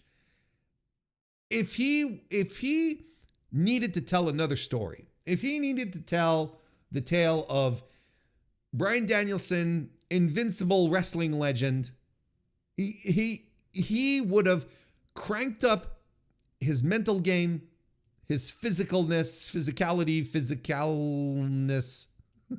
He would have cranked that up, and you would have never said, you probably wouldn't have seen the difference. He would have just delivered an absolutely tremendous match to tell the story that he cannot be put down. But the story here was he can be put down, and he has to be put down because he indeed does not know when to stop. You see Danielson, you see him wrestling, and you're like, and you can feel something's off. And Mox is taking complete advantage of it. And he is being just throughout this match was a tremendous thug. just like a methodical, angry, spiteful, no, not spiteful. Spiteful is not the right word, but, dominating presence where, of course, it wasn't a one-sided fight throughout, but he truly was able to convince us that he was the guy who was going to do it, that could do it. There was no one else who was going to do it. And he was able to besiege Danielson and just whittle him down until, despite the fact that Danielson is throwing Busaiku knees and Mox is kicking out or avoiding getting pinned, and despite the fact that Danielson does whatever he takes, and Mox is dropping Death Riders, and Danielson is kicking out at one. You can still see the spirit of Danielson in here. But he sets him up. Mox sets him up for the gotch, plants him, and then does the bulldog choke, right? And at this point, he has just chipped away at Danielson. He's whittled him away. Whatever was left, he just completely tore at him. Danielson taps, and a little bit out of nowhere, and it just stuns everyone. Everyone is completely stunned. I'm stunned. I'm like, wait, what? At some moment, I was thinking to myself, did Bryce fuck up the finish? Because everyone was like, did Bryce screw up the finish? Because it came so out of nowhere. But no, that was it. And the crowd booed, of course. But then for the remainder of this angle, they were stunned. They were just stunned. And I am assuming this is maybe bad of me. No, I shouldn't do this. This is bad. But I'm already committed. I regret it now. But here we go. I'm assuming that a lot of people didn't like the finish without checking first. I've told you, I've stayed away from commentary for the past couple of days. Since WrestleDream for personal reasons. But like I can see, how about can we just rephrase that? Warren, you could also cut it out of your, but no, I also want to be transparent on this stuff. How about we do it like this? I can understand if anyone saw this and were disappointed by the finish. If I can understand it. But this is what you had to do because the angle that followed probably worked best in this aura of discomfort and shock that people were already in. Because as you remember, the angle after is just fantastic with Mox bringing back a plastic bag and Wheeler Yuta coming in and everyone, I don't know who was thinking he was coming in for the save. I think at this point, I had pointed it out on Thursday, and I'm still holding through to that. I had pointed out that Yuta was probably going to turn on Mox, and he was probably going to point to the match that they had on Wednesday on this past week's Dynamite as one of the main reasons that made him flip, because Yuta was on the mat, I should say, and he was suffering, and he was reaching out to Danielson, and Danielson wasn't even looking at him, didn't check on him. He was just like standing there, and Wheeler was like, While Wheeler could say, yeah, you know what? And I tried to save you. Your concern was always my top priority. I always made sure you were okay. I walked you to the back when you were being stretchered out, all that. So I was there with you. You can't even glance at me. Where were you in the match? I got the tar beat out of me. They were beating me up with a bell hammer. Where were you? And why weren't you checking on me? I was right there. I was right there. If they give him the microphone on Wednesday and they say they do a why you to why promo, I guarantee that's his motivation. So off of that information, off of what happened on Wednesday, when Yuta came in, I was like, no, Yuta's siding with Moxley. Like this is the thing. And he comes in and they do the bag gimmick again. They put the plastic bag over Danielson's face. to choke him. So, again, I'm assuming people didn't like this either. They didn't like it the first time. Oh, Lord, they mustn't have liked it the second time. The people that I saw who liked it were people within my group chats, within my haunts, the areas I hang out with, the people that I chat with. They were all very excited. They all thought the finish was fantastic. They all thought it was a crucial moment to have a true top guy be nasty and evil and unremorseful. They all saw this as a perfect construction for the next few months. Because all of this is nice. All of this is nice, having Danielson be the champion and all of that. But if Danielson does have to take a break, and if Danielson really does have to have that neck surgery that he was talking about in the build up to All In, where I was to All Out, to All In, excuse me. And I was sitting here saying, skeptical, smells like work, And if he really does need to do that, well, that's why they wrote him off TV. That's why they beat him up. That's why they had Claudio Pillmanize his head. And why Danielson remained prone on the mat until they rolled him onto a stretcher and took him out. Barely responsive. As the babyface locker room looked on. You needed this moment to create Mox on the level you wanted Mox to be at.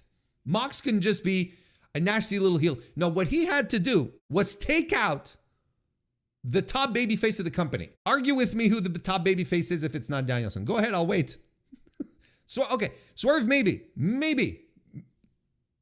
I'll give you that. We could argue Swerve. Kenny Omega. He hasn't been there in months. Like, Danielson was the guy. Everyone loves Bryan Danielson. Everyone.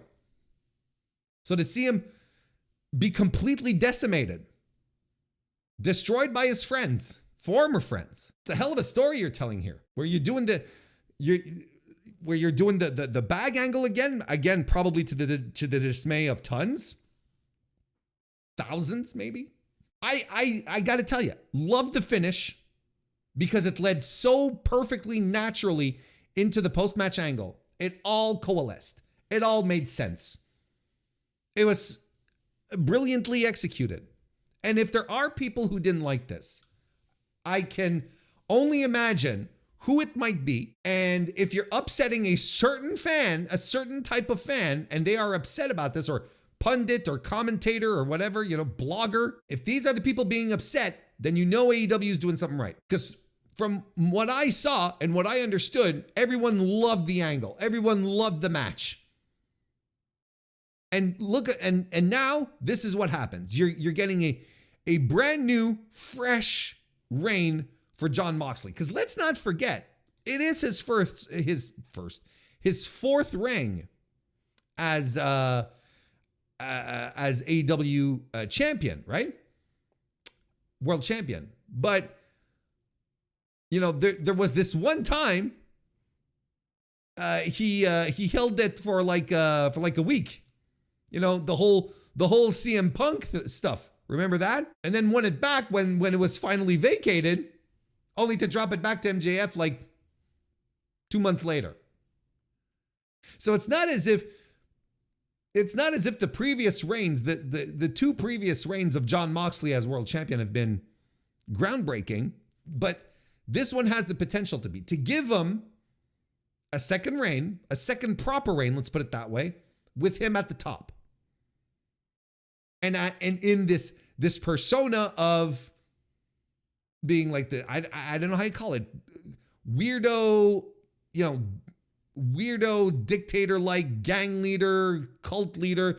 Again, so many ways to call it so far. It's almost as if he's created a group that's based on a cult of personality. I fucking love the final. The final angle. Completely, utterly loved it. I've got no notes on this. Yuta blasting him with a Busaiku knee before he chokes him with the bag. It's brilliant stuff. Now, if you are upset at this being the way that Bryan Danielson's career ends, because of course it was, Danielson said it himself, as long as I am world champion, I will be wrestling. I will stop wrestling I will stop being a full-time wrestler when I lose the title. And they being AEW have been bringing this up numerous times, but they've been also very careful with the language. They have never said Bryan Danielson will retire. Bryan Danielson is finished with wrestling. This is not a Sting situation where Sting's final match was announced and everyone was excited and bought tickets because they wanted to see Sting wrestle one more time. If you think that this is the end of Bryan Danielson's career as a pro wrestler, you have not been paying attention. First, as I said, they've been very careful with the language. They've been saying full-time wrestler, full-time wrestler. Danielson himself has been saying, this will be my last year as a full-time wrestler. Full-time, doing a lot of heavy lifting here. I'm sure people are acting like this is Danielson's last hurrah, but it's not. It will not. Because this is a guy who's going to get the itch again. This is a guy who's going, at some point, he's after, playing with his daughter and his son and tending to his garden and going to the farmer's market, for a couple of weeks, couple of months. He's going to start getting an itch. He's going to start getting the voices in the back of his head. And he's going to start to be antsy. Bree's going to be like, why are you fidgeting so much, Bryan? And I don't know, darling, I don't know. Until he figures it out, until he puts one and one together and he's like, I got to wrestle again. This is what this guy does best, what he's always done best, what he loves, pro wrestling. He's not just going to throw it away. He's not ending it like this. If you don't believe that whoever, let's assume AEW for now, okay? If AEW ever has the opportunity to retire Bryan Danielson, like for real, from active competition, they are not going to retire him off of a, just a gimmick match. Danielson is going to get the full Sting treatment and probably plus, probably more. There's going to be a proper tour. They're going to do like Sting. They're going to do like John Cena. Don't worry. We're not saying goodbye to Bryan Danielson. And besides, in this story, everything is still existent. Everything is still set right now for Danielson to come back and get his pound of flesh. This is inevitably what's going to happen. And whether it's for the title or not, wherever we're at that point, Danielson's going to come back and he's got a bone to pick with all of his former BCC pals. Yuta betrayed him. Claudio Pillmanized his neck. And Mox. Mox is the top. He's the guy who initiated all. He's going to be back. When? You know what? You want to put some money on this? I'm thinking the stadium show that they're doing in Texas next year. In Arlington, right? Whatever. At the Rangers ball field. I think that's your long-term plan. It's your long-term plan. Because in the meantime, you've already set up challengers to Mox. It's already done. You already have challengers set up for Jon Moxley. You did it earlier in the evening with Orange Cassidy. You remember that weird little segment that they had during WrestleDream where Jerry Lynn was hyping up Orange Cassidy? Like, you're a guy here. People love you. I dressed up as you for Halloween. I'm like, why are we doing this? Like, I didn't quite understand. I didn't see, other than, go Orange Cassidy. Let's not forget about him. He can be a top guy. I really didn't understand where we were going with this. At the end, it became clear. Darby Allin, because he came out with Darby Allin and others, right? Jeff Jarrett. You had the private party. The security, all sorts of stuff. And then you have at the very last shot you have. They're coming in to try and save Danielson, and they can't. And the last shot you have is Danielson, it's Darby and Orange outside the ring as Danielson's being mounted onto the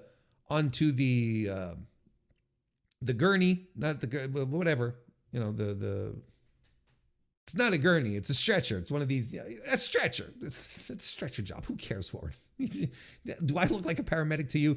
Apparently, Jeff Jarrett is apparently a paramedic on top of everything else. But one of the last shots you see is Darby and Orange, who tried to save Mox, up against the barricade on the floor, and they're staring up at the ring. And that's how this pay-per-view ends.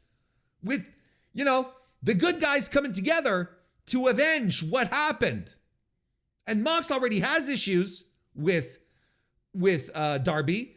He's had issues in the past with Orange over the international title. And Darby's being set up as a top guy. And then even earlier in the evening, you have Jay White, who gets a big win, who was on Dynamite last week, talking about how he wanted his own, that he was angling for the world title as well. So in the meantime, you're setting up a rogues gallery of defenses for Mox. You get a Monster of the Week type of situation where you set up a rogues gallery of guys to go up against Mox in numerous forms. You'd wonder how much Jay White is bothered by Danielson being removed or not. But then again, it's a babyface switchblade we're dealing with now. So, we're in unknown territory at this point. So who knows? But you really had this feeling, this impression of, there are your Avengers. There are the guys who are going to band together in the darkest hour. They're going to come together to try and avenge Danielson and beat Mox and derail his plans. And you can set this up for months. And I'm pretty sure if you were to open Tony's spiral notebook, you know the one I'm talking about.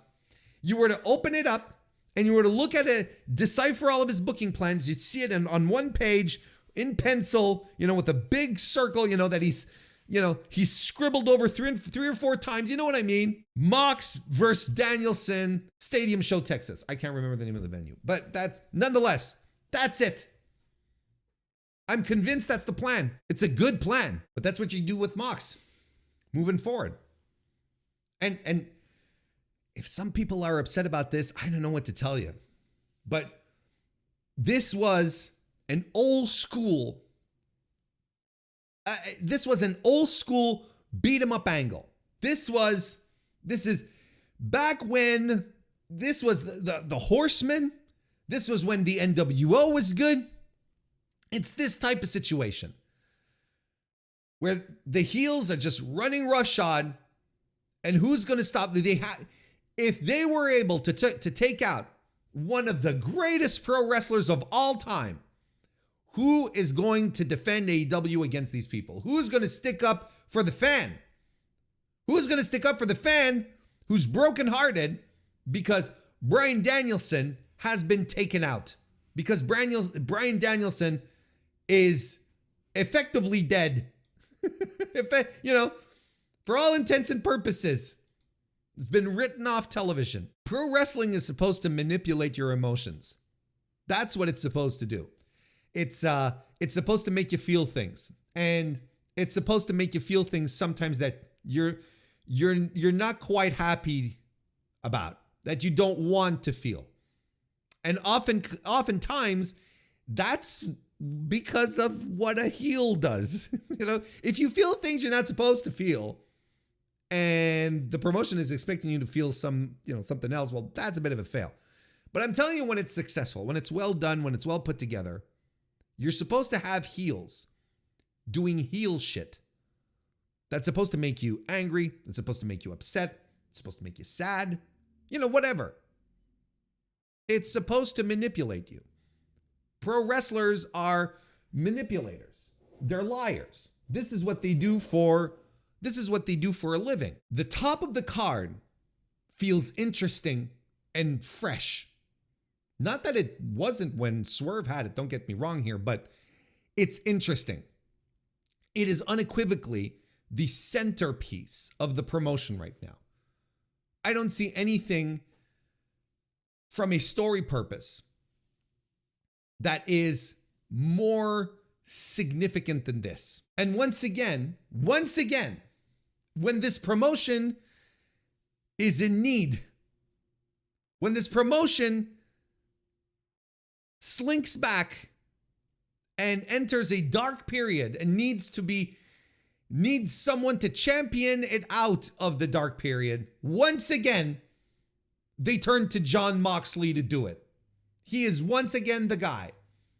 He is the most reliable performer they have that they can just pick up, break glass, and turn to.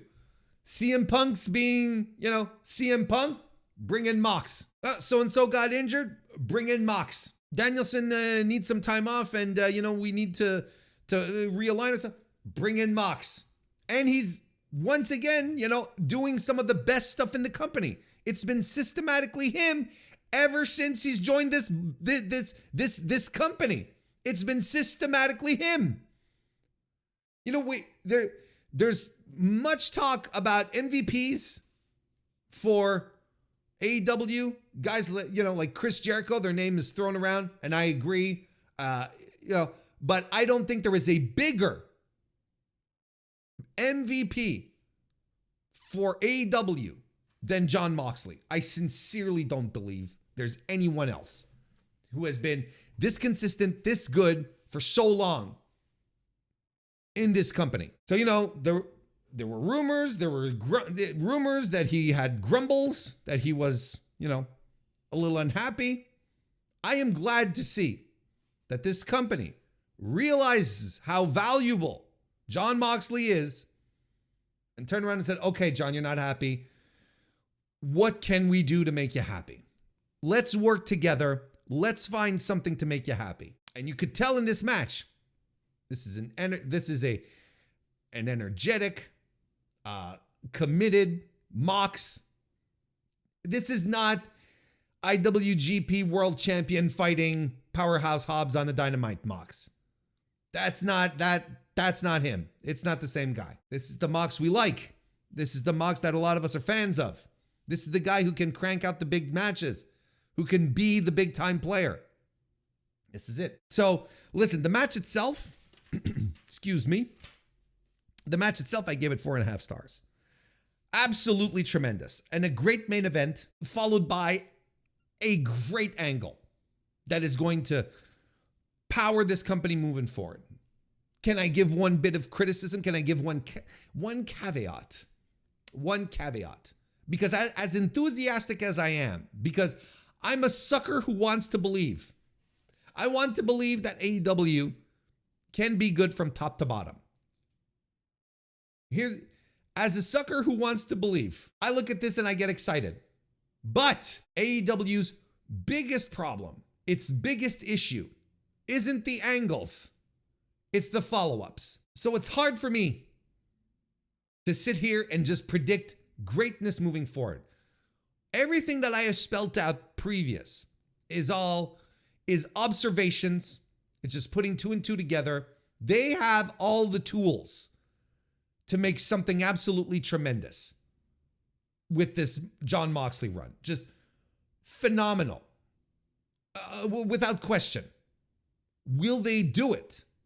It's not will they be able to do it? Again, like I said at the top of this review, it's the greatest roster assembled ever. So it's not a question of can they do it, it's will they do it?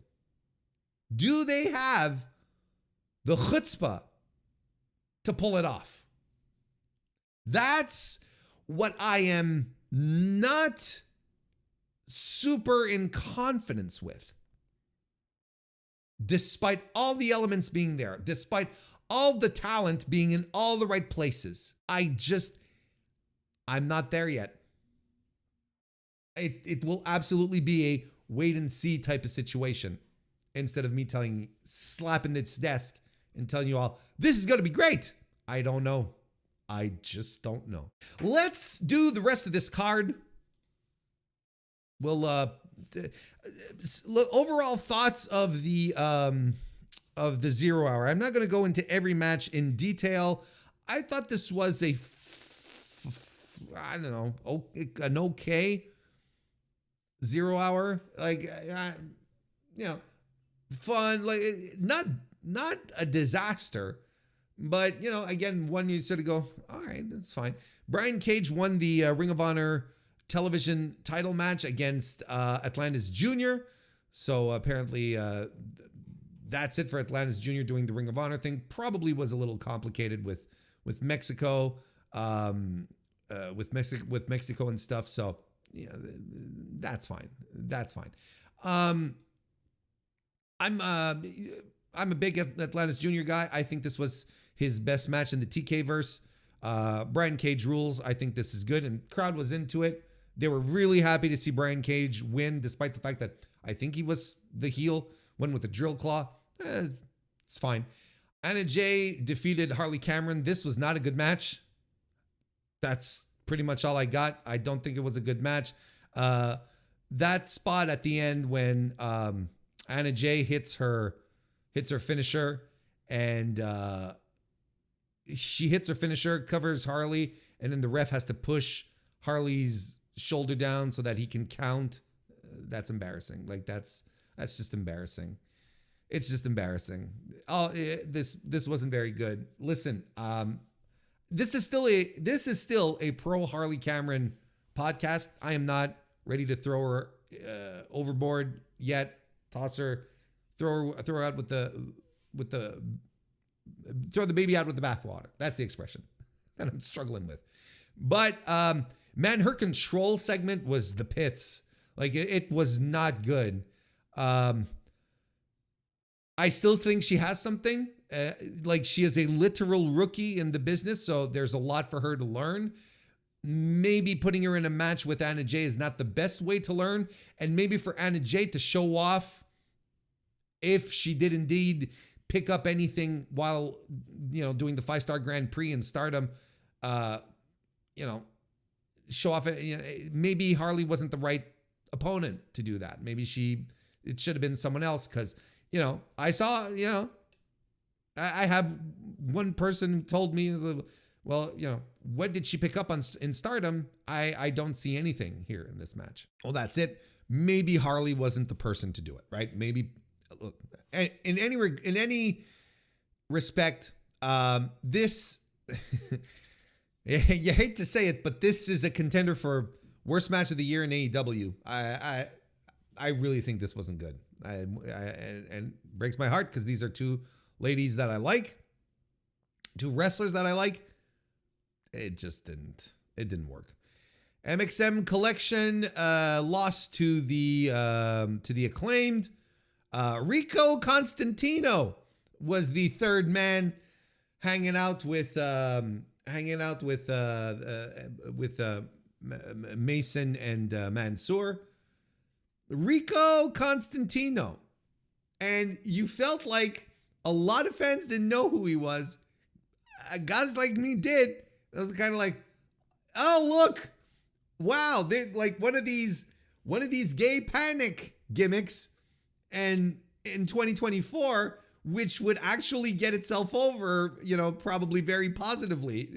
It's just crazy what was it, 15, 20 years can do? Where back in the day, the idea was Rico was maybe, maybe gay, and that was an issue to, that kind of made him a heel. Look, tremendous stuff. And he looked tremendous. That dude is 65 years old and taking bumps, built. I'm like, what? Looks the same? Like, looks legitimately the same face, like, holy shit. That's a good get. That's the kind of, little show opening stuff, on the pre-show. You throw that in there. It's a nice little, amuse-bouche. You get a little something, you get a good chuckle out of it. You're like, huh, and it's harmless. Like, it doesn't, it's an angle with the Acclaimed. Who cares? But God almighty, that's a great get. I'll take more Rico Constantino or more gets like Rico Constantino any day of the week as opposed to the fucking Costco guys. Any single day of the week. And then we had the conglomeration and the Outrunners defeating the Premier Athletes, which were Arya Daivari and Tony Nese, and the Dark Order, which of course were the Beaver Boys, Alex Reynolds and John Silver. Yeah, and this was fine. Look, what is everyone pointing out that is an absolute truth here? The Outrunners are super over. The Outrunners were the most over act of the pre-show, maybe aside from Orange Cassidy, who always gets huge reactions. But man, these Outrunners, and I am terrified that Tony's going to pull the trigger and start pushing them way too soon. I am terrified at this. I am terrified at the idea. I am terrified at the idea of the Outrunners versus the Young Bucks in a world title program, because it is going to draw out all of the Jackson's worst instincts. I love the Bucks, don't get me wrong. I really do. I will always sit here and tell you they're one of the greatest tag teams of all time. They were the team of the 2010s. No one did it better. They changed how tag team wrestling was perceived and executed in North America during that period, all the way up to your TV sets. You hadn't really realized until you started watching Young Bucks matches. But holy smokes, the Outrunners, it's all of the Bucks' worst instincts would be dragged out. So I'm kind of afraid about that. I feel like the Outrunners are in a great spot right now. And, I don't know how much you elevate them. I don't know how much you make them into a star. And they're fun. They're entertaining. Don't get me wrong. I get a hoot. It's a hoot and a holler for me. I think they're fun. And I love the hand clasp, elbow drop thing that they do. I think it's the perfect level of goofy for what they do without being overtly goofy, Because look, they have the 80s gimmick down pat. Your typical coked up 80s pro wrestler, they got it down pat. They've watched the tape, man. It's an amalgamation of a bunch of wrestlers all put together. They're a hoot, don't get me wrong. I'm just really afraid. I'm just afraid. Let's get on with the main show, which started off with Jay White defeating Hangman Adam Page in an absolutely awesome match. I'm sitting there. I just watched, Anna Jay versus Harley Cameron, which, sucked the wind out of me. And then I watch, MXM Collection and the Acclaimed, and y'all know how exhausted I am of the Acclaimed. I'm like, all right. And it was fine. Don't get me wrong, it was fine. And then, an 8-man tag, and which was entertaining, but I'm like, okay, all right.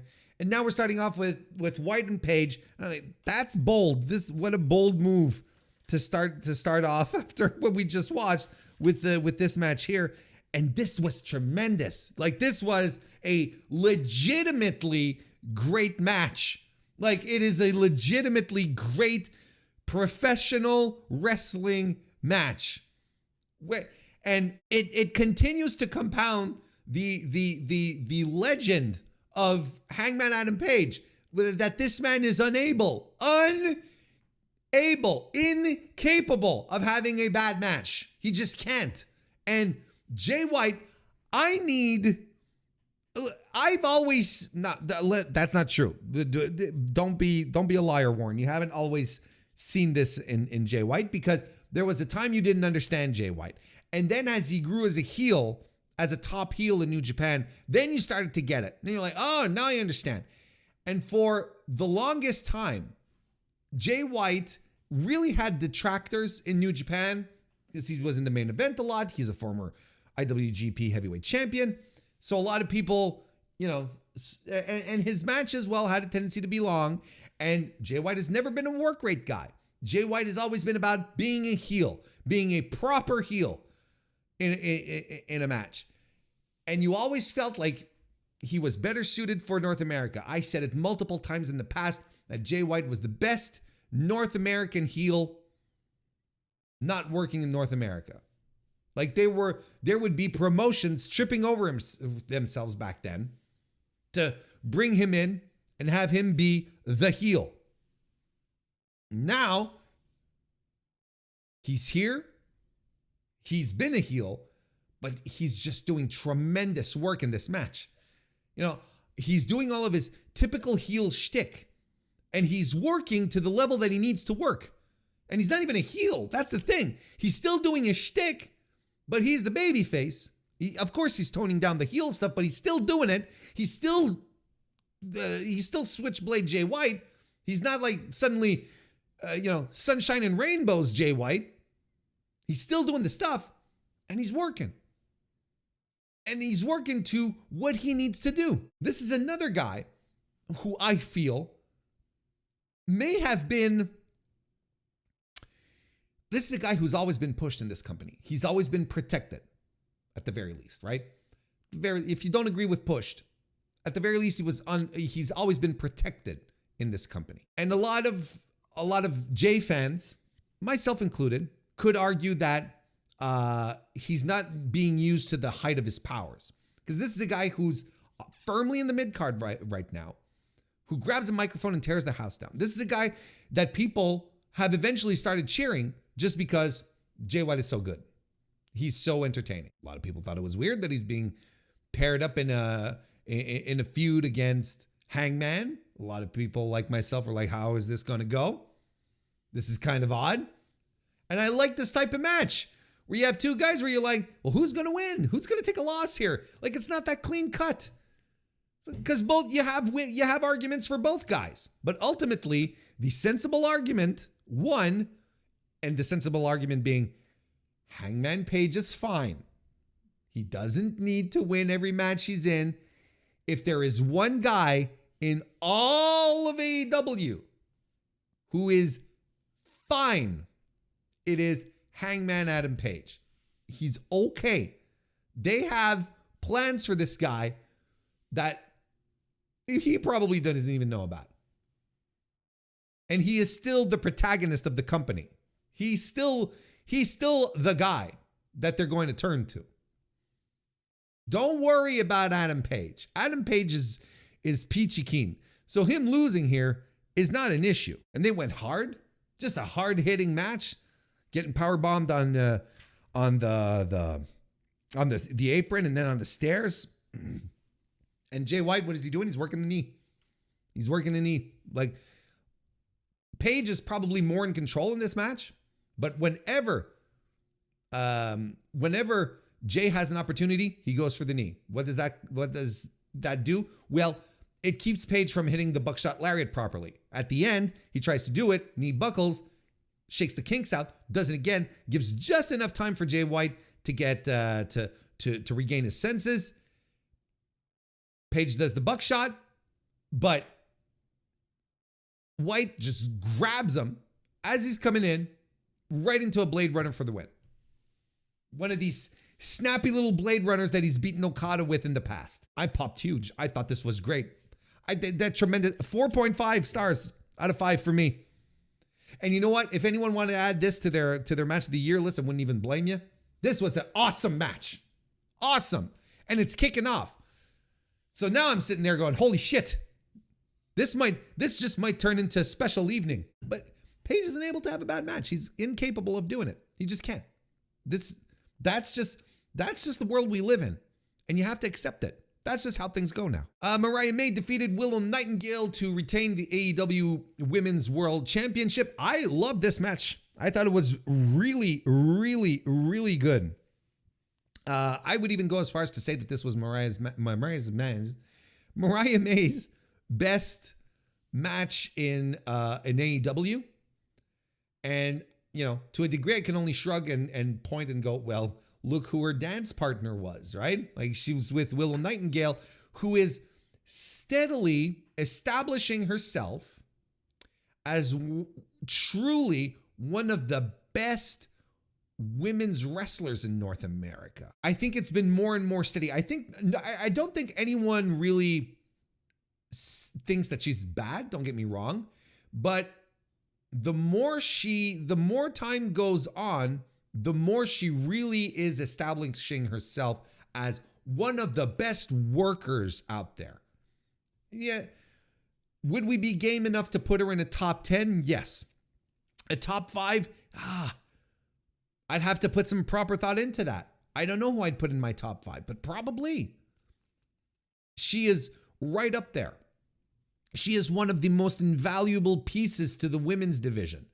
No other woman in that company wrestles like her, and that's right straight off the bat is a breath of fresh air. And she herself is a breath of fresh air.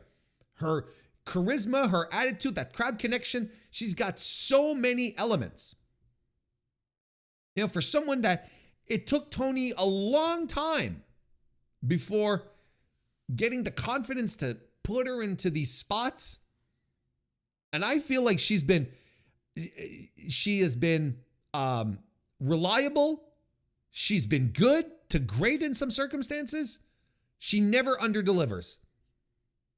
I think there's no surprise that when Stephanie Vaquer packed up her bags and hit the bricks, excuse me, and CMLL had to vacate the women's championship, I don't think there's I don't think it was a name pulled out of a hat to decide who was going to hold the title in interim until CMLL got their shit together. No, CMLL went to their partner promotion and said, you know, this Willow Nightingale girl you have, we like her. Do you like her? Yes, I like her. And the fans in CMLL know who she is because she's wrestled in Mexico before. Maybe we should do that. She's not gonna run away on you, is she, Tony? No, she's not. She won the title and then she lost it. But the point is that I'm not saying that she had this great series of defenses. What I'm saying is that she's the one that they turned to put a vacant title on, just as the company had to vacate said title because the champion just suddenly one day decided to pack their things and go to WWE. And they were sort of reeling on this, and it did not make them happy. They were like, look, and let's do this. We like her. You like her? Of course we like her. Everyone likes Willow. Let's go. Reliable, trustworthy. She's always there. She never seems to, she'll do the job. She'll go over. She'll do whatever you need. She is a tremendous cornerstone to this women's division. Like, unquestionably. And Mariah looked good. Talking a lot about Willow, but Mariah looked good. We have to underscore this. This was a very good match for Mariah. Absolutely the best match since she won the title, but I would even go as far as to say that this is probably her best match in AEW. I think she was absolutely phenomenal. And she took a lot of Willow's big offense. That's one thing you can't take away from Mariah. She's not afraid. She's not afraid to take bumps. And she sells well. I gave this match 3 3/4 stars. Mariah won the match with an avalanche Rana knee strike in the Storm Zero. Then we had Jack Perry retaining the TNT championship against Katsuyori Shibata. This is another match that I was not expecting. I think this was Katsuyori Shibata, best match in AEW so far. This is 2 matches back to back where I'm telling you, like, this is their best match in the company so far. This was a hell of a fun. a hell of a lot of fun, where Jack Perry is basically fighting, the wrestler Shibata, like as in his moniker, right? The wrestler, the guy who stands up to everything, was the embodiment of strong style. Perry is going after him, chopping, trying to knock him down, and Shibata's just no selling. He's like, staring down on him with the most condescending looks, like, you're not in my league, little boy, kind of thing. And I think, dare I say it? Am I going to jinx it? Is he going to start throwing shoot headbutts after this? But this is a match where Katsuyori Shibata wrestled like Katsuyori Shibata. If that makes sense. This is the closest I've seen since him coming back from the injury that from which he was not supposed to return from. As long as he doesn't start throwing shoot headbutts, we're fine. We're fine. Or headbutts at all. Just don't do any headbutts at all. That's fine. And I mean, Shibata is just overwhelming Jack Perry with offense, suplexes him against the apron. Just like, it's just amazing stuff. DVDs and Yushigoroshis. And Jack Perry's trying to do whatever he can. And the finish is a good sneaky heel finish where Shibata sets Jack Perry up into a sleeper and they fall to the mat, and Jack Perry then sort of angles so that Shibata's shoulders are on, because sleeper, right? Angles it so that Shibata's shoulders are on the mat, then bridges. Referee counts to 3 and we get the win that way.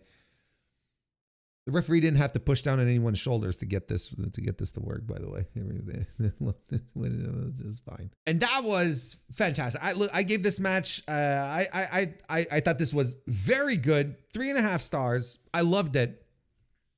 I thought it was very good. And then after the match,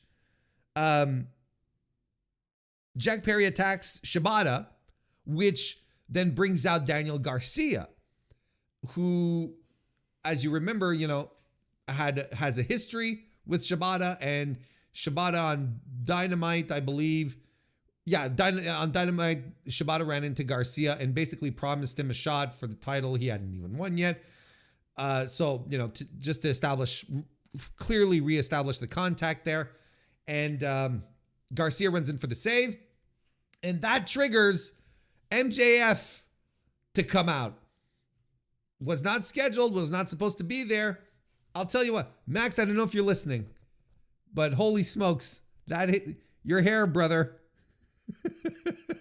I'm not casting aspersions, but there's something you could tidy up about the hair. Unless it has something to do with the roll, unless you're still fresh off the roll, whatever you had to. But man, oh man. Max.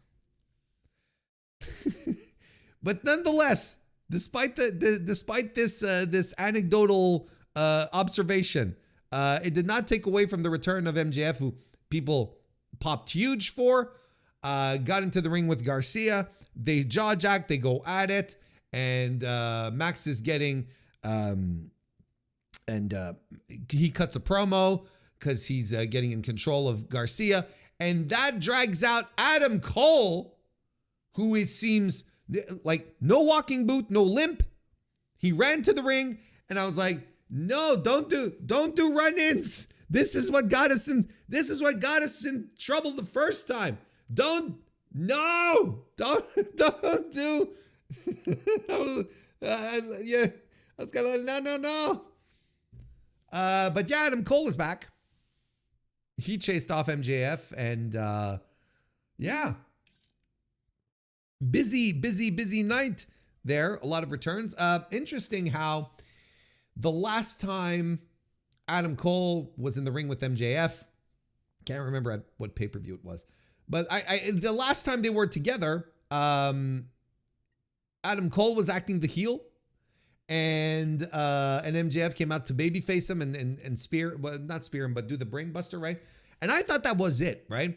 Like, to me, I was content with that. I was like, oh, okay, this is how we're tidying up the disaster of 2023 just by, okay, MJF came back, got his revenge. We're done. We're fine. Let's hit the bricks, right?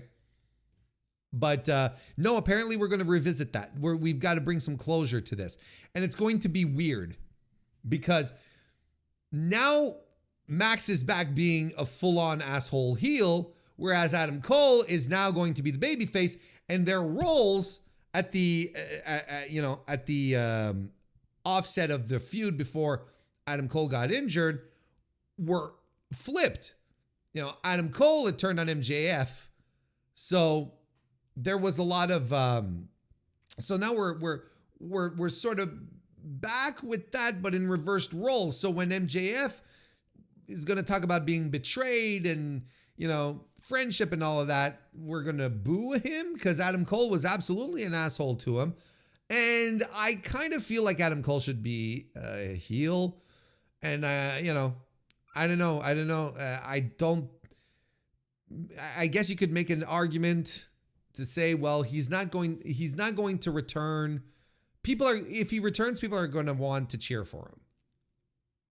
And I agree, but to an extent, I don't know. Does this mean that the Undisputed Kingdom is done? God, I hope so. Kensuke Takeshita defeated Ricochet and Will Ospreay to become the new AEW International Champion in a Match of the Year contender. I gave them a full 5 stars for me. A full 5 that is without any question. What a tremendous match that just had me hooting and hollering. I was up off my seat in some occasions. So much happening in this match. And from the start when Ricochet does a Sasuke special and Takeshita catches him on the floor, I'm like, hot damn. And look, I don't know who was expecting Kensuke Takeshita to win, but I am considering that a surprise. A delightful surprise. I was really happy with that result. I was thrilled. Takeshita is one of the absolute best pro wrestlers on earth right now. He is absolutely in the conversation of being one of the most complete, utter fantastic pro wrestlers. I have been in the crowd of people mentioning, saying, screaming that the way AEW had been treating him has been treating him is not great. He should be pushed. He should be in bigger spots. He shouldn't just be finagling around doing nonsense. This is Kensuke Takeshita. And you saw it in the G1 as well. You saw it in the G1 where he goes to Japan. He goes into New Japan Pro Wrestling and he's having these matches. And he's outclassing the people that he's wrestling with. And these are people in New Japan. And amidst rumors that, the Kensuke isn't quite happy with AEW. And we're all sitting back and we're going, well, maybe New Japan should make a play for him. He's working, Takeshita's working a New Japan of America show. A New Japan Strong show. Not Fighting Spirit, is it? I don't remember the name. Yeah, I think it's Fighting Spirit in a couple of weeks. It's, oh, look at that. He's working another New Japan show. But no, like it was fantastic. And Takeshita had so much shine in this match that I was like, he's not winning. Like I was convinced because not that he was completely dominating, but the stuff that he did was so remarkable. Just so remarkable. And not that the other guys weren't doing remarkable things, but he was doing it like, I don't know, more just fantastic, amazing. He really seemed in control. He really seemed on top of things.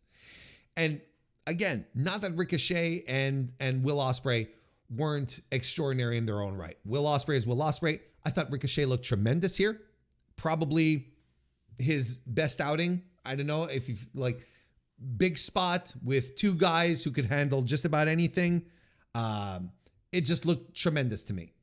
He looked tremendous. Will Ospreay was tremendous here as well. Ricochet and Will Ospreay, they trade poison ranas. Then Kensuke Takeshita Germans, both of them, right? There's of course this great spot where Will Ospreay lands on his feet after a clothesline by Takeshita. with, the kind of thing that makes you go, Will Ospreay is not like us. One of these things. And he goes for the Os cutter, covers, but Ricochet flies in from out of nowhere to break up the pin. And it's all... See, what makes this different from a lot of other places who do this thing is timing, pacing. These guys worked so hard, and the rhythm was all so high octane. It was just like continuous, nonstop. Then of course you'd have rest periods, but then they'd start up again with these great sequences. It's just like dum dum dum dum, stuff landing, hard hitting. You get the bastard driver through the table, off the apron by Takeshita. Ricochet is dead essentially at this point. Ospreay hits a hidden blade, covers, but Callis drags the referee out of the ring. He pulls out the screwdriver, wants to go after Ospreay. But Ospreay's like, no, grabs the arm, not supposed to happen. And then Kyle Fletcher hits the ring and uses the screwdriver on Will Ospreay. Fletcher has picked his side, and Konosuke Takeshita pins to win the match. Here's the other thing. If you want to do a finisher, if you want to finish a match with interference, this is the way you do it. You deliver a high octane match, and you do something that makes tons of sense because it's been set up so many times in the past. It's been set up. It's been well established. If this is how you want to end it, this is how you do it. Because not only does it make sense, but it sets things up immediately for the future. Now you've got Will Ospreay and Kyle Fletcher who are just going to want to tear each other apart, right? I don't know where this leaves Ricochet, but Ricochet probably has a couple of bones to pick with Konosuke Takeshita now moving forward, which is also a series of matches that I am completely okay with. Like, I don't have an issue with this match, with how this match finished. I don't think it took away from the match. I think it made sense, made perfect sense. And it wasn't just like doing a finish for the sake of doing a screwball finish for the sake of it, right? Just because we had someone to protect. No, it's not because you have someone to protect. It's because you have to finish off something. You have to dot an I here, but not cross this new T that you just wrote onto this sentence. Brand new stuff coming out of this. This is good. It's good. I've got no notes, no criticisms really. This match ruled. 5 stars. After the match, Kyle Fletcher, Tiger Driver 91's Will Ospreay. There you go. As goofy as the Tiger Driver 91 story has been, it's the through line. As goofy as it's been, I wasn't always on board with it, especially when Will Ospreay is still bemoaning using the Tiger Driver 91 once Bryan Danielson is back wrestling and in an Anarchy in the Arena match. If I were Will Ospreay, I would have been like, well, this ain't so bad. That's not so bad. My finisher is not so bad. Just fantastic stuff. I can't put it over enough. Swerve Strickland then comes to the ring with Prince Nana, and he talks it up, and MVP comes out with Shelton Benjamin. Of course, they're trying to make a play for Swerve. Swerve talks about the past with MVP, and saying he looked up to Shelton Benjamin when he was a kid, and puts him over in a very sincere way that most of the fans there understood. We knew what he was talking about, how the influence of Shelton Benjamin on pro wrestling I don't think will ever be fully appreciated. That's essentially it. I thought it was a good segment. And he sort of teases dumping Prince Nana as his manager and going with MVP, but he doesn't. He says, Nana, you're family, and I don't turn my back on family. And then this gets Shelton Benjamin all hot. And he basically tells him that was a mistake. You're either with us or against us. And this is where we end the talk segment with referees trying to pull them apart.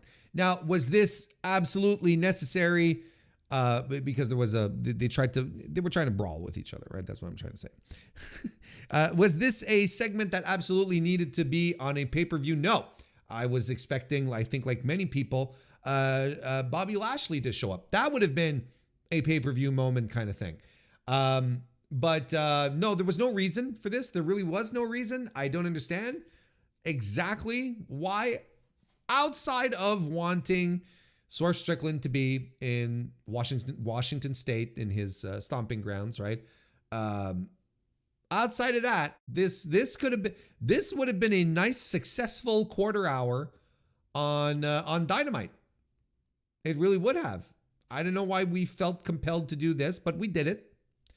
I enjoyed it. Don't get me wrong. I'm just curious. Like, what was the incentive here? Again, outside of having outside of having Swerve be at the pay-per-view in Washington, that's the only real plausible reason for that to have been a thing. There was no Bobby Lashley, right? I had read rumors and reports that Lashley versus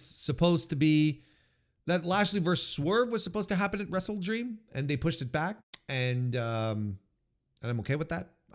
In fact, I think it's working out better this way. Yeah, I feel like not rushing Swerve back is a good thing. I think it's helping him. I think it helps the mystique. I think not rushing Bobby Lashley is either. I think not rushing Bobby Lashley is a good thing as well. That's what I'm trying to say. And I mean, a successful segment, don't get me wrong. I just wonder why it was there, but I wasn't not entertained, and it certainly didn't destroy me. And you know what? It was probably a good idea to put this after the three-way match. That absolutely bonkers three-way match, to sort of give a tiny little bit of breathing room. If you go from a match to if you're coming off a match of the year, the next guy's they're gonna have a hard time picking this. So I think even from a tempo point of view, especially when the next match was Hologram defeating the Beast Mortos, where it's essentially a lucha match. What's a lucha libre match? Essentially, it's flips, it's dives, it's people flying around. We kind of got that in the three-way. We got a lot of really incredible aerial stuff. I think the little buffer there was a good idea. I think that helped. I thought this was great. I thought this was great. I thought Hologram was in great form. The Beast Mortos is tremendous. Tony clearly likes him, or at least Tony understands that the people like him. I think that I heard someone say that he has a cult following. Someone recently said that, and that sounds about right. Yeah, I mean, he's just phenomenal and a great base for Hologram. They did the 2 out of 3 falls match. That is typically the situation in Lucha Libre that happens more often than not. And there's just there's some absolutely incredible stuff. An incredible Poison Rana by Hologram on the apron, and a Senton Atomico. He does this amazing Senton Atomico to the floor. I actually thought he hurt himself. Look, picture what this match is in your mind, and that's exactly what it is. It was just tremendous. They both get a pinfall win until we get to the final pin, where Beast Mortos tries to do the same combination that he did to win the second fall, which was his, which is the powerbomb over the knee and the rolling lariat. But that didn't work. Hologram comes after him with a Super Rana, does the crucifix bomb again, which was what he did to win the first fall. He does, but then he does his finisher thing. It has a name, but I don't remember what it is. Hologram does. He does his finisher thing and gets the final fall, and a big win for Hologram. And I liked how the audience was here. It never felt like a dead audience, because even when they weren't like as expressive, you always felt they were watching, paying attention, that they were invested in the show. It's like at the end, right? When Danielson is being, carted off, when he's being put on the gurney, not the stretcher. When he's being put on it, there's like, it's like dead silence, but it's not like dead silence. Everyone's still up on their feet. Everyone's standing up. And it's just like, you could hear a fly in the arena. And that's tremendous. And this here, you could tell they were paying attention. They were reacting to the spots. When the spots got bigger, it was a good audience throughout. It was really, really tremendous. So great match. 4 stars for me. Great match. I loved it. Darby Allin defeated Brody King. What a blast.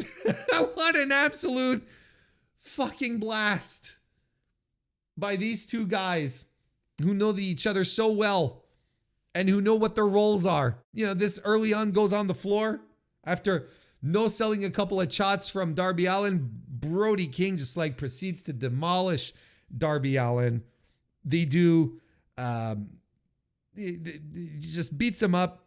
Allin fights back with a couple of dives and a coffin drop to the floor and a code red in the ring. Avalanche back suplex by King and a German suplex out of which Darby barely kicks out. And then this bonkers spot where Brody King is climbing the turnbuckle and Darby just pushes him off and Brody falls onto the stairs. He had set up the stairs on their side, so you're not he doesn't fall exactly on the stairs, but on the flat side of the stairs. But still, you're he falls off, lands back first on that. You're not protecting yourself on that, by the way. And then Darby goes and coffin drops off of that onto this. I'm like, oh my God, they get back into the ring, coffin drop. Darby gets the win. One of these great matches where Darby Allin just eats shit throughout. Tremendous stuff. The Young Bucks successfully retained the AEW World Tag Team titles against Private Party. This was probably the match where I felt the crowd was least into. And I myself, for the better part of the first half, all right. Okay. There's only okay, first of all, they did the vignettes, the pre-tapes with Amazing Red, their trainer, right? And that, that is oh, this is cool. Why weren't these aired on Dynamite in the lead up to this? Why didn't we do this before? Because the match struggled, and I'll tell you why the match struggled to get a connection and to get an emotional investment by me is because of the weeks leading up to this match. I said it, I talked about it on the preview to this and on the Dynamite reviews as well. You should follow me all the time is what I'm trying to say. In the weeks leading up to this match, Private Party were essentially the job squad for Mox's new group. They were being punked out, getting their hands broken, and then when they finally get the match with they get owned. And then out of nowhere, they come into we want a shot at the titles. And you just go, all right, willy-nilly, everyone gets a turn. Everyone gets a turn now. It's all nonsense. I hate that stuff. And that's why, the hot tags in the first half of the match, they didn't connect because people don't buy Private Party as a top team. And quite frankly, I don't either. I don't really see it. I think Isaiah Cassidy has a lot of upside. I think he has upside. I don't think Mark Quinn has. I don't. And I think the act is kind of tight. And look, they themselves, from this point on, they it's no longer the thing about, coming to the bar, right? They don't do the bouncer gimmick. They don't do the dance thing coming to the ring. It's no longer that. Now they're serious. Now they're serious pro wrestlers. It's time to serious up our career. We've been here 5 years and we upset the Bucks. Now, how much juice can you squeeze out of the fact that Private Party upset the Bucks in the tag team tournament. This was 5 years ago. And yes, they've been beset by injuries and whatnot. But I think since then, I am of the opinion that Private Party have kind of been exposed to be very mid. Just a mid tag team, and a tag team that the company has not been behind for a long fucking time. So there was really no reason for us to get invested into this match. It's kind of like you have a wrestler. It's the same idea where you have a wrestler losing all the time, then suddenly gets a title shot, and then they build that up for the pay-per-view. But you're like, this guy or gal loses all the time. What are we doing here? They're not going to win. It doesn't matter. I don't think anyone truly expected Private Party to win. So that also takes away from the match. That being said, I thought the second part of the match was tremendous. When you can tell the Young Bucks flipped the switch and they took control of the match, and they just started pulling out great stuff, continued down this streak of doing some really creative stuff. And I mean, Private Party did their part too in this as well. I really like the spot, this new spot that the Bucks do, right? The power bomb, the springboard power bomb, the double team springboard power bomb that they do. It was blocked. It was blocked by Private Party. It's probably Cassidy. I can't quite remember. But Cassidy blocked it as he was doing it, as he's in the air, reverses into a Rana on Matt Jackson. That was tremendous stuff. And the crowd started getting into this more when one of the bigger spots started popping up. You had Gin and Juice arrive. You had Private Party doing more bang for your buck. EVP triggered by the Bucks, who then cover, but Private Party, and it was Isaiah Cassidy, kicks out to a huge reaction from the crowd. But the Bucks fight back. They land the EVP trigger and TK driver for the win. And this is a circumstance that the crowd elevated this match. The second half of this match got really, really excited. The crowd was into it, and it turned into something really good. And I think the Bucks once again made a tag team match great. I think at halfway they were feeling the energy and were like, this can't happen, and they started cranking everything up. There's at some point, if you're backstage and you're watching the matches and you're hearing the crowd, you can't say to yourself, we cannot go out there and try to be better, right? As much as everyone likes to say, wrestling is scripted, there's writers, you have to follow the plan and the booker and all that. These are all guys and gals who are competitive, if only for their spots in the company. So none of them are okay with the idea of some other guy or gal being in the ring working so hard that they might be costing them their spot right now. That's just, no one is stoked about that. So you got, at some point, this WrestleDream card had to have some of that backstage. Had to have people going like, all right, well, everyone's turning it up tonight. Let's turn it up as well. And I think we saw it live with the Bucks where they're like, no. Whatever we're doing here, it's not working. And they shifted gears. And it was a complete, I was watching two different matches. I think the first half was on its way to be a mediocre match, but what we ended up was a 3.25 star match by WrestleDream. I despite all of my criticism about Private Party, I love this match. I think if it had been a team where there was more emotional investment, in which you might consider them winning the title, and maybe a little better, it would have climbed higher in my ratings, I believe. And then we have one more match to talk about, which is the Ring of Honor World Championship match, where Mark Briscoe successfully retained against Chris Jericho. Again, the egotistical Chris Jericho putting over yet another member of the roster. That's all he does. Oh, he's so not shellfish. I was watching SpongeBob yesterday, if that's any indication. He's so selfish. He never puts anyone over except himself, or he's always only looking out for, and yet he puts people over all the time. Yes, Chris Jericho always hates. Anyway,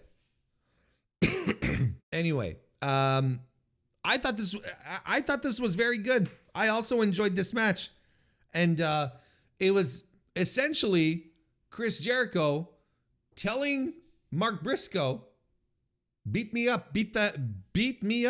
Just do what you got to do here. Beat me. And that's what he did. And Jericho, I think in this match here, worked to his limitations. Are we starting to see some sort of self-awareness here? He wasn't wrestling athletically. He wasn't trying to do amazing stuff. The last couple of times he has, like in the Mystico match at CMLL about a couple of weeks ago, close to a month now, right? He tried some stuff out and didn't quite work. So I'm kind of at the place where I'm scratching my beard. I'm going, well, did he actually just like want to do a brawl type of situation, right? Is that what we wanted here? It kind of feels that way. And he went up with Mark Briscoe, who was like, yeah, you want me to do stuff? All right, I'll do stuff. And Mark was just phenomenal here. The most impressive thing he did, I think, was was an avalanche Hurricane Rana, right? And he also did the apron suplex, which I don't know why anyone does or takes that. That's just bonkers. The apron suplex to the floor, that's just wrong, man. And the Learning Tree tries to interfere. Rocky Romero gets involved, and it's fine. There's a table set up. They go through the table. Jericho does a nice little spot where he catches, I should say, a froggy bow by Briscoe with a code breaker, lands the Judas effect, but doesn't want to end the match. He wants to finish it with a J driller, and that allows Mark to fight back because he's not going to let that happen. And Mark finishes the match with a froggy bow and the J driller for the win. 3.5 stars. I thought this was a good match. I enjoyed it. Didn't overstay its welcome. Good things to say about it. I thought it was a good little match.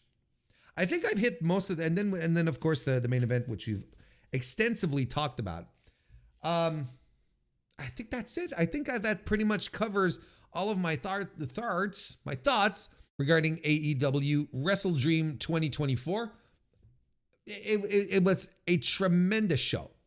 And look, if you're looking for recommendations, I mean, listen, there's a match of the year on this show. Okay, the three-way with Kanesuke Takeshita, Ospreay, and Ricochet. That's absolutely one you go for. You watch the main event, you watch the opener. Like those, I guess, are the most obvious ones, but you can watch this entire show and you're going to enjoy it. There's nothing bad on the show. There's nothing even boring, or you're going like, yeah, well, that one wasn't I think everything is, your mileage might vary on the Young Bucks versus Private Party, but I thought the Young Bucks' work was phenomenal and saved the match. Everything else is, and the work they put in, like, managed to elevate the match, But there's a great vibe to the show. Audience was into it. The wrestlers were clearly into it. They all had a fire lit. It was great stuff. Plus for me. I have no complaints.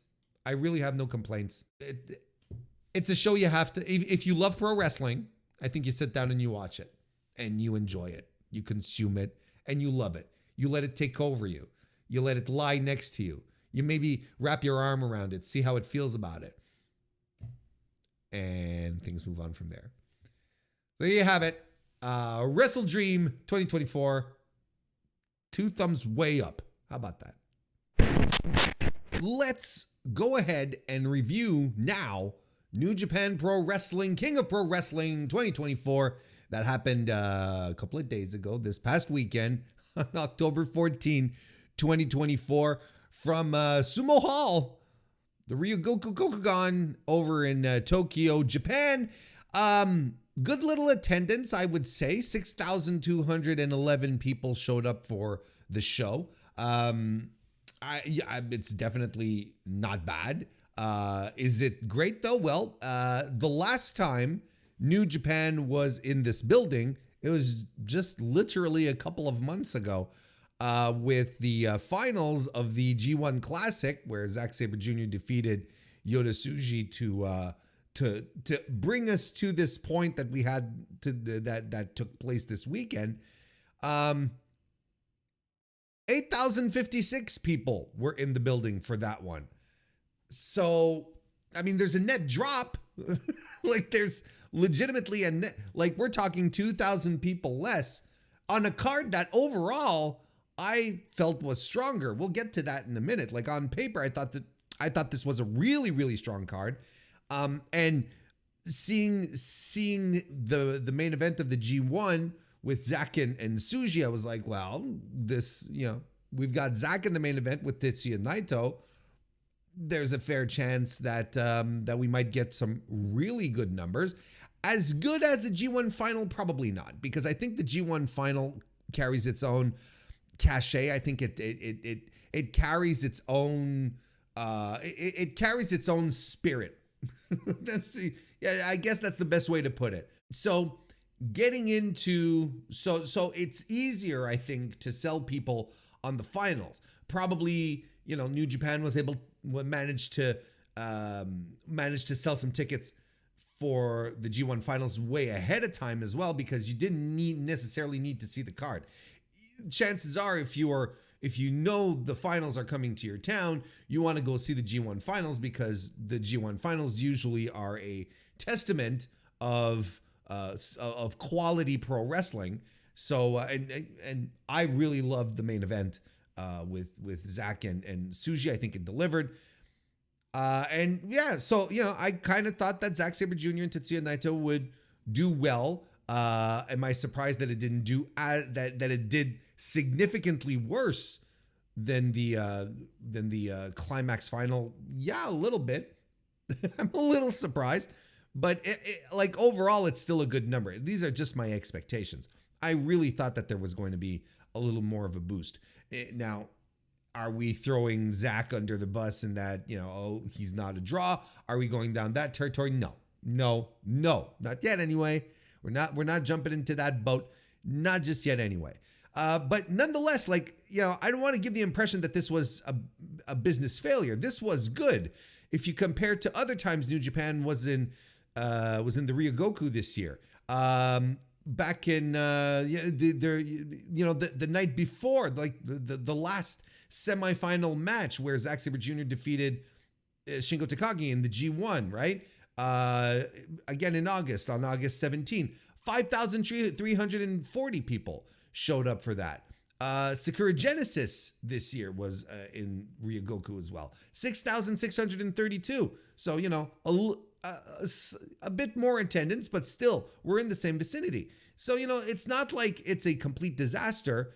It's good business, and it's doing better business than per usual. Then this is always the context that we have to keep in mind, is that New Japan's live gates are better than other promotions running the same venue most of the time. DDT ran their Wrestle Peter Pan show this year, which was main evented by Yuki Ueno versus Mao, which was DDT fans went bonkers for. I thought it was a very good match on top of that. I thought it was a great match as well. 4,131 tickets were distributed. That's a great house for DDT, but, I'm pretty sure they'd like to be doing New Japan levels of attendance. Marigold Summer Destiny, excuse me. I don't know why my voice faltered on that. Marigold Summer Destiny, 3,058 tickets for a main event where Sari defeated Julia to become the Marigold World Champion. Josh Barnett's Bloodsport was also there. We no, there was practically no one there, and Josh Barnett never released attendance figures, so we know they stink. Noah did WrestleMagic 2024, 3,512 people there. Main evented by Kaito Kiyomiya, defeating El Hijo del Dr. Wagner Jr. Tokyo Joshi Pro, 2,349. Main event, Miyu Watanabe versus Miyu Yamashita. So it's a you can absolutely see the through line here. New Japan is doing great business regardless, at every single turn. Talking to some folks who are much more knowledgeable and have maybe some inside tracks, they seem to feel like New Japan is really on an uptick and we're starting to see year-over-year growth that is bringing us closer and closer to pre-pandemic era New Japan. So that's good news. Apparently the tickets for Wrestle Kingdom this year, they're disappearing quickly at a much faster rate than post-pandemic Wrestle Kingdom. So that is also a good sign. We can be expecting New Japan to do a really good number on January 4th this year, which would be tremendous. So far, there's nothing really to say about that. We can't really say is what I should say. We can't really say that this is a bad number. It's not a bad number. It's just, when you contextualize, you might be a little surprised. You're like, God damn, last time we were here, we were closer to 10,000 than we were to 5,000. But in this circumstance here, the G1 I think is something special and has its own drawing mystique, and it's still a good house. It's still a good house for New Japan regardless. And the show itself, look, I mentioned it, right? I said a little something about it. The show itself, on paper, was tremendous. You can go back and listen to my preview, and I said, look, I'm going through this card and I'm really excited for it. Like it has the potential to really be a great show, and I was excited for it. And what I ended up getting, and well, as if this is private little exhibitions that are done just for me. What we ended up getting was more of it was a good show. A pretty good show, a very good show, but I can't call it great. I don't think it was a great show. I thought it was very good, but I kind of was expecting more, and maybe that's on me. And I'm ready to accept that just might be my own level of expectation, because I ran through the card, looked at everything from top to bottom, like this has the potential to rule. And while there's a lot to love on the card, don't get me wrong, and I feel like I'm starting this review off on a really sour note, but it shouldn't be. It's just, I guess I'm just a little disappointed that it didn't reach heights that I thought it was capable of reaching. And yet, nonetheless, I'm sort of complaining with my stomach full, because I got a good wrestling show. I sat down for, what was it, like 4 hours? And I can't say it was a breeze, where it's like, it wasn't one of those, but it wasn't a hard watch. I enjoyed the vast majority of things that were presented to me. And it was an eventful show on top of that. So anything that might have you feeling a little icky, that wasn't so good. It's compounded by some very interesting developments where you have stuff being put together, absolutely put together for Wrestle Kingdom. I mean, even for what's the next upcoming show? Not Royal Quest, Power Struggle. We even have a match set for 5 matches set for Power Struggle, which is happening like in November 4th. I want to say, I think it's November 4th. So there's already matches set there. We've already announced the Super Junior Tag League entrance. We're not going to talk about it in this review, but I will take the time to cover it. If not in the podcast, then on the stream. There's a lot of stuff that was set up for upcoming shows. You can sort of kind of see a path towards Wrestle Kingdom, I guess. But for a lot of people, you still can, and that's normal. You know, the mid card usually sucks eggs until it's time to fill out the card. But yeah, you can't really see what the path is going to be like. There's still a lot of questions. Should they be ramping up the promotion of the show now? Well, maybe, because we're like, what, 2.5 months away? Hey, the holidays are about 2.5 months away, folks. It's coming up. It's coming. And just like Veer, it is coming. But unlike Veer, it will come. Get your minds out of the gutter. How about we start with the main event and we break the card down and then we go from the top, maybe? I don't know. There's a lot of stuff happening on the card. Yeah, I think what we'll do is we'll do the main event and then we'll go to the top of the card, the bottom of the card, and work our way back up. How about that? Is that fair? Is that good? Does that work? Let's do it. Zack Sabre Jr. defeated Tetsuya Naito to become the new IWGP World Heavyweight Champion. I thought this match was great. Tremendous stuff.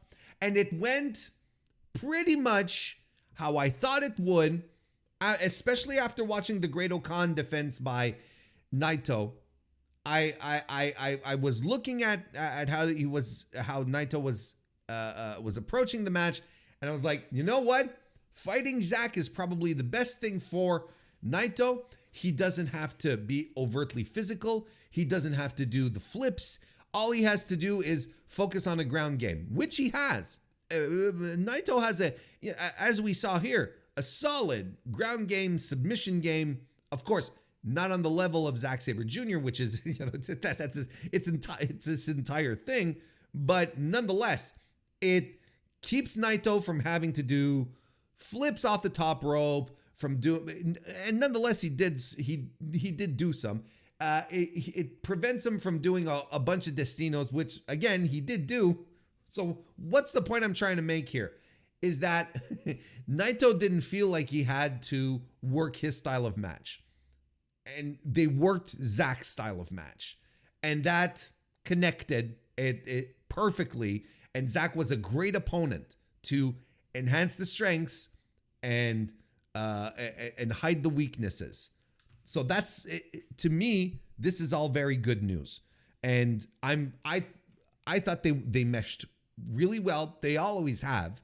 It's not that much of a surprise, but I feel like they particularly went hard on the ground game. But now, you're gonna say, well, at the end, they're doing power bombs and and drivers and all that. Well, yeah, at the end, but the path to get there was absolutely through a submission game, ground. Like even Naito does his tranquilo thing, and Zack just leaps on the arm to get it into an arm breaker, an arm bar. Couldn't quite make it out, and Naito immediately goes for the ropes. And listen, he put Naito through the ringer. He was stretching him like a young boy. That sounds weird, but wrestling fans will understand. But that was a weird turn of phrase right there. And Naito, when he gets, I believe his first control segment, he has to land some blows and a drop kick. He's got to get his neck breakers in. Then he's able to transition to, the leg full Nelson that he does. That way he's able to start working the neck for, Destino to be super, super efficient. And he does an avalanche hurricane run. And like I said, he's not staying away from the ropes, but he doesn't have to do it as much. I think that's I want to make sure that I'm not misconstrued when I'm saying Naito didn't do any flippy shit. No. he was kept from doing too much because they wrestled Zack style, right? He even pulls out Puma Blanca in this. Zack gets the Clarky Cat out. And I love how the Clarky Cat has translated into the live audiences as well, because they start to see him, pull back on the arms, and they know what's up. They might not know the name, the Clarky Cat. I want to say Clarky Kark for some reason. They might not know they might not know the name of the Clarky Cat, but they know the move. So that's good. That's something that was built over the past few months throughout the G1. This was all very well planned out, well thought out, and methodical. It was really well done.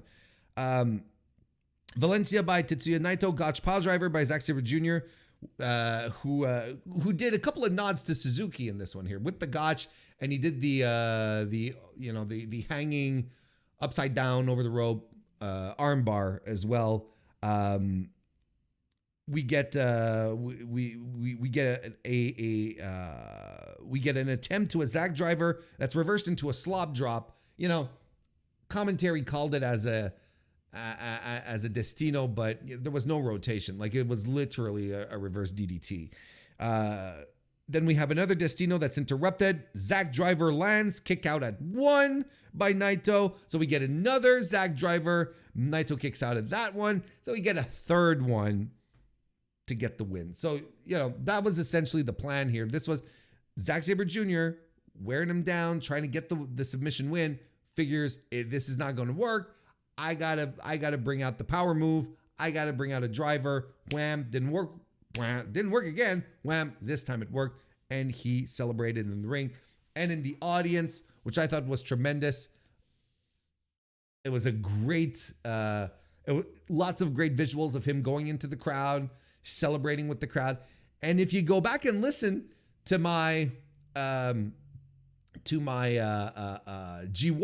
coverage, I was talking about how Zack Sabre Jr. was starting to feel like a guy, like a top guy. They were giving him, his swagger was different. He wasn't petulant Zack anymore. When he won the G1, he went into the audience to celebrate. Like, there was so much, there had been so many signs at that point that they were pushing Zack, giving him all of the little star power, the little star feelings to make him feel and come across like a top guy. And he did the same thing here, and he took his time. It got to a point where Walker Stewart was like, well, I got to go catch a bus because I got to go to the airport because I'm flying back to the United States. So, sayonara. Chris Charlton was like, all right, hit the bricks, pal. You're fine. Go. Because that's how long the celebration was. And I thought it was cool. It felt organic. It felt real. And the Japanese people, man, they love them some Zack Sabre Jr.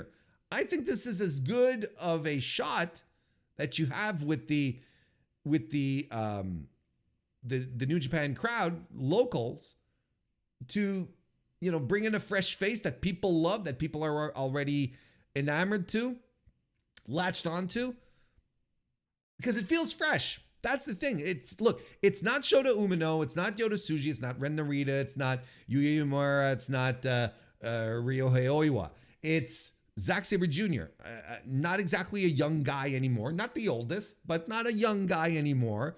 But nonetheless, it feels fresh because Zack has never broken through that glass ceiling of feeling like a top guy, of being a world champion in this company, which is something that he has now done and that they have been building for, I think, for the past year. If you go back and look at everything they've done, from having him drop the world title and the world TV title so that he would get away from it. Yes, there was the little Matt Riddle exhibition stuff.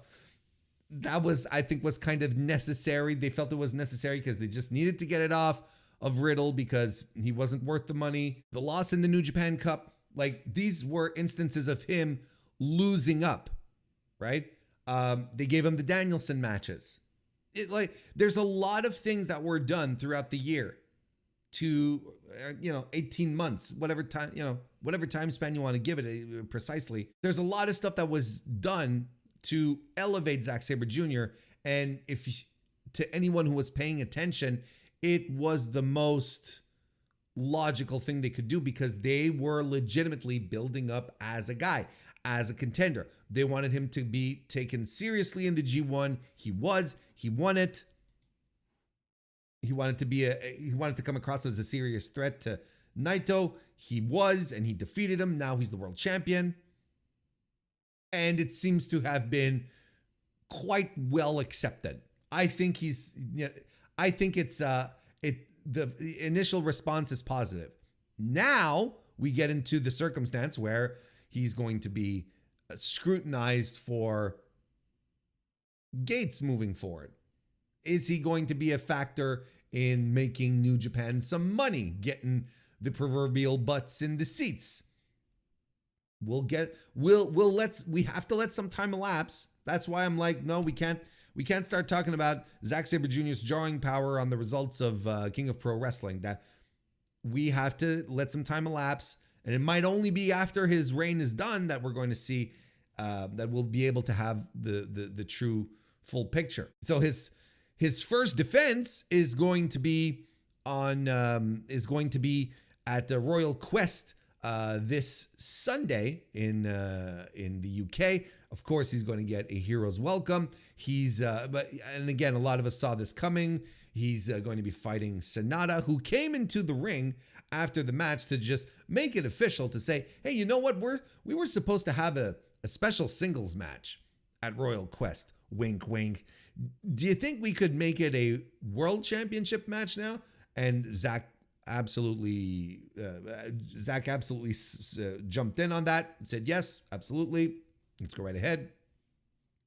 And then Shota Umino came out to stake a claim.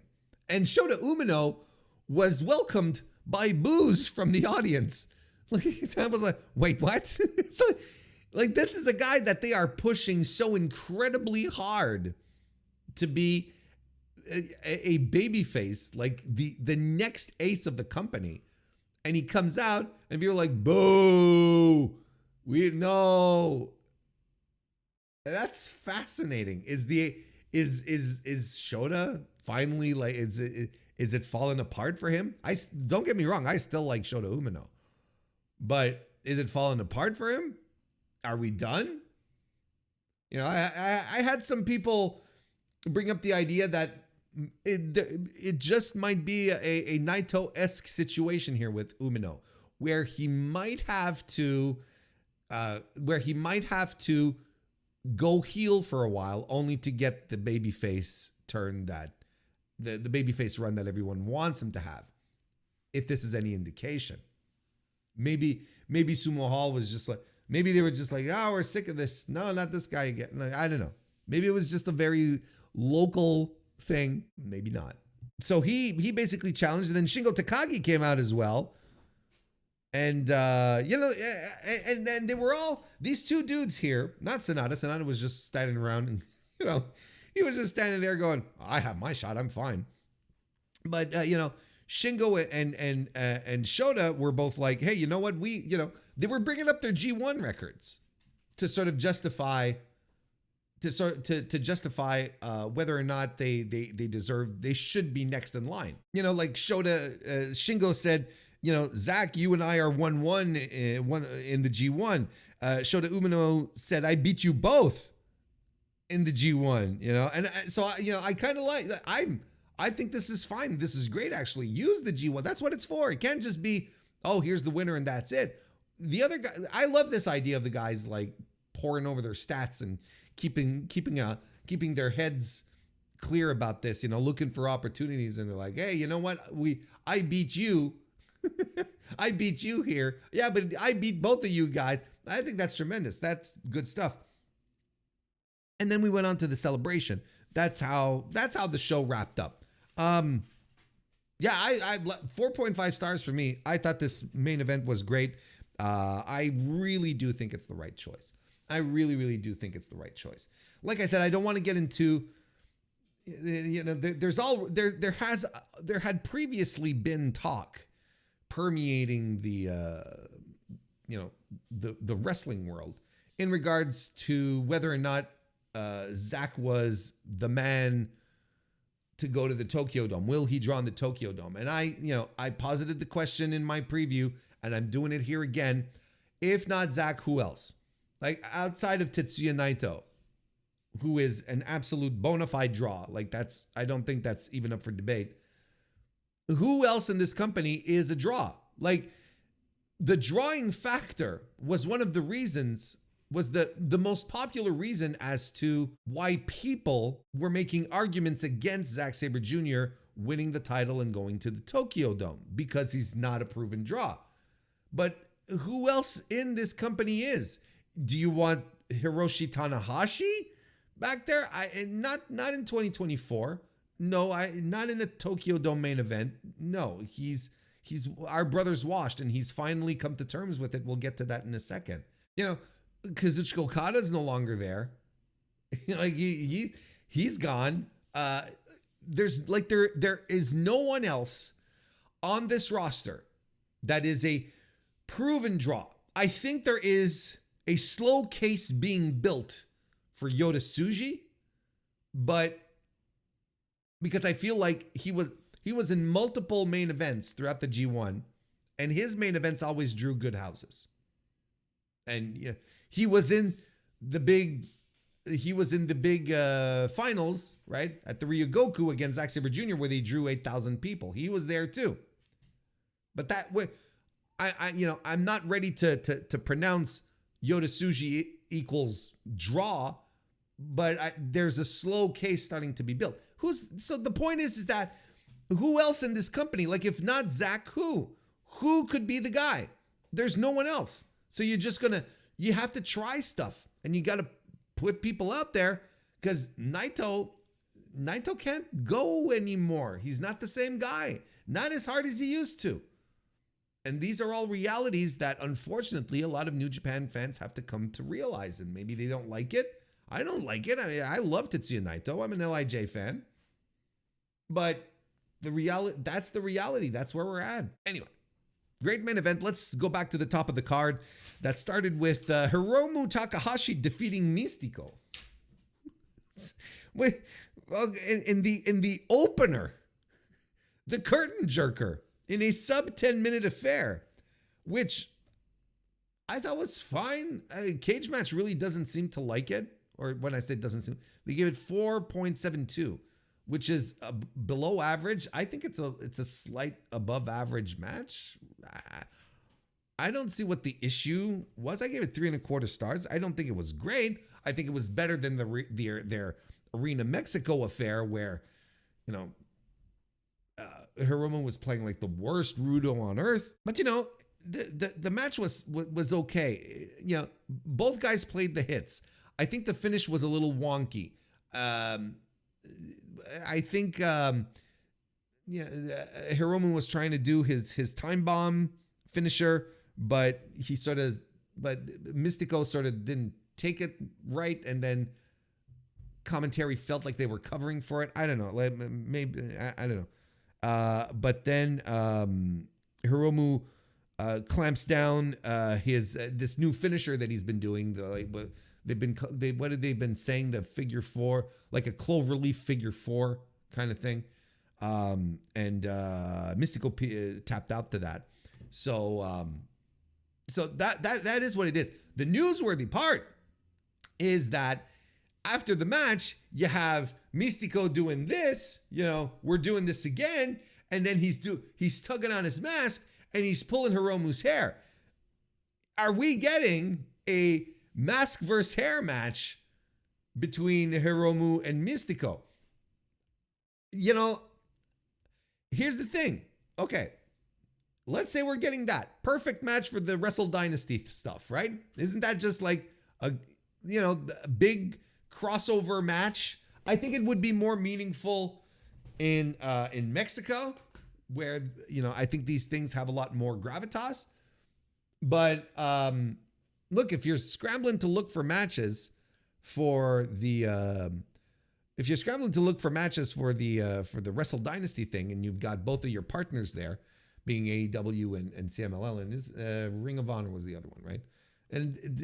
But not in MLW. No. It was, anyway, I don't remember who were the partners. I can't remember. No, in Stardom and Ring of Honor, right? Which are basically New Japan and AEW respectively, right? So that's it. It's fine. There's no MLW. I don't know why I started thinking outside the box. That's basically it. So I mean, I think that's a great Wrestle Dynasty match, and probably Hiromu losing his hair would be a big, because Mystico's not losing his mask. You know, like this is not happening. And I think Hiromu losing his hair in Japan would be more meaningful. So yeah, and I know I just said, well, the mask versus hair thing would be more meaningful in Mexico, but I talked my way out of it. Okay, sue me. I changed my mind. It actually works, because we know Mystico's not losing his mask. He's not losing his mask. No way, shape, or form is he losing his mask. It's fine. So that might be something here, right? So on the plus side, you're like, this is a good little match for the Wrestle Dynasty.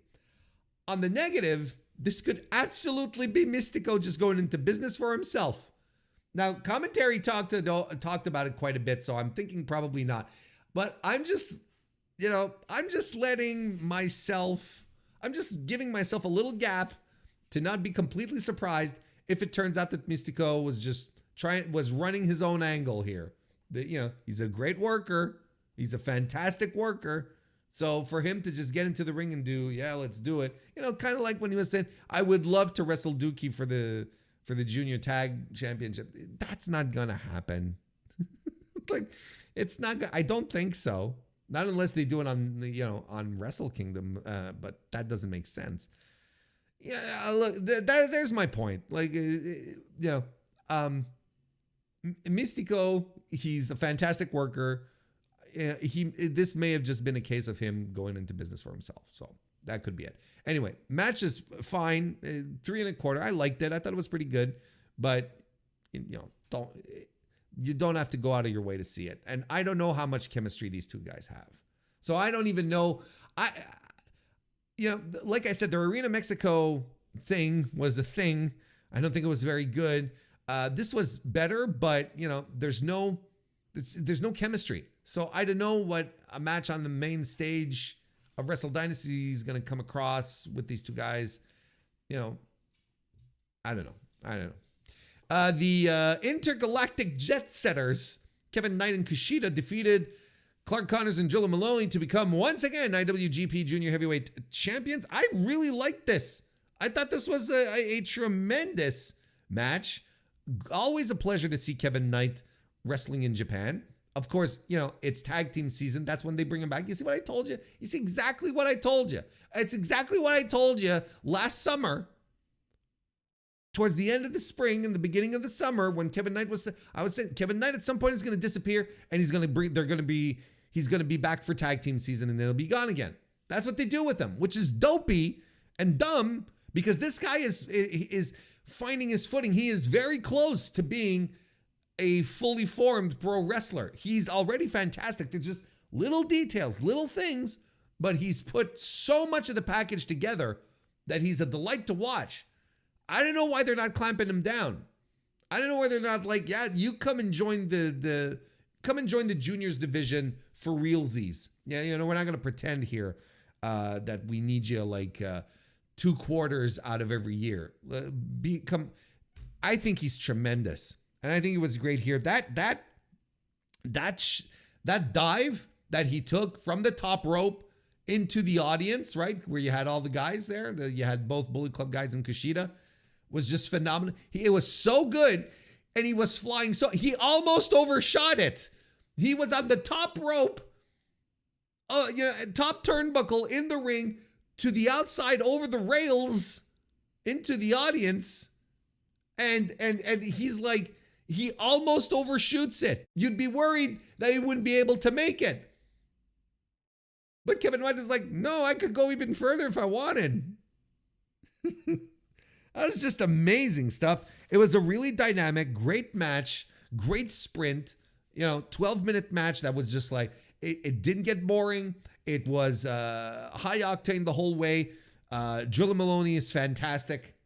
I like Claude Carnes too, but Drilla Maloney, man, he's got something. He's coming full circle. He's been coming full circle in New Japan, and he's I don't know, man.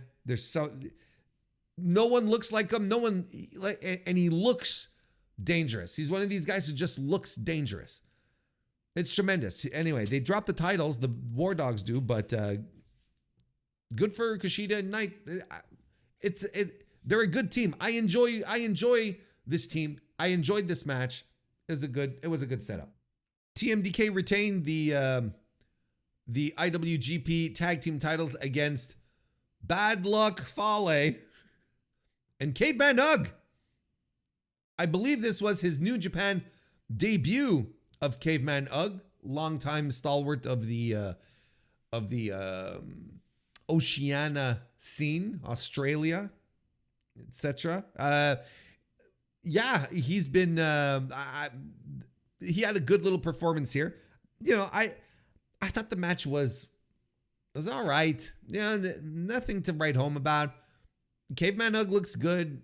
I think Nichols and Shane Hayes, they were like, minimal effort. I think they all and these guys are pals, don't get me wrong. I think the idea is that they wanted to give Ugg as much shine as possible. And Fale was just more than happy to let everyone else do the work. So, it is what it is. I gave this match 2 3/4 stars. Just a match that happened, and Caveman Ugg was the highlight, but I think that was by design. I don't think he was outwardly, I don't think he was incredibly spectacular. Like, nothing that blew me away, but you can tell, solid, seasoned, crisp, like a good pro wrestler. Don't get me wrong, but nothing where I'm like, oh my God, I need Caveman Ugg every day, every week on my TV wrestling, unlike Beast Mortos, for instance. Shingo Takagi defeated Ryohei Oiwa to retain the Never Openweight Championship. Bit of a sprint. I enjoyed this. If you remember in my preview, I said I was disappointed with the positioning of this match. I was disappointed that it was so early in the match when there's other stuff you could have bumped down the card, because as you know, in New Japan, the earlier you are on the card, the shorter your matches are.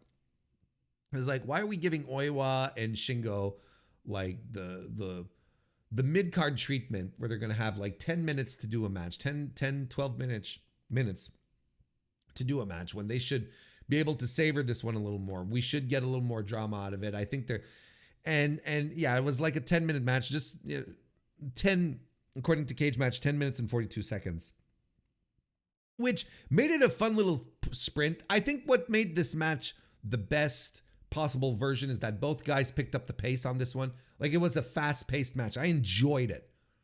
And on top of that, it was hard-hitting, as you expected as well, right? They do some really big offense just for the 5 first minutes. All they're doing is like wailing on each other, lariats, and running into each other. And an Olympic slam by Oiwa, made in Japan by Shingo, German by Oiwa, rolling lariat after the sleeper, then follows a doctor bomb by Oiwa. Shingo kicks out of that. Shingo escapes the rolling lariat, which is called the grip. That's the name of it. It's the grip. Now it's interesting to me because a lariat is the opposite of a grip. Like, you don't need a grip to land a lariat. It shouldn't be the grip.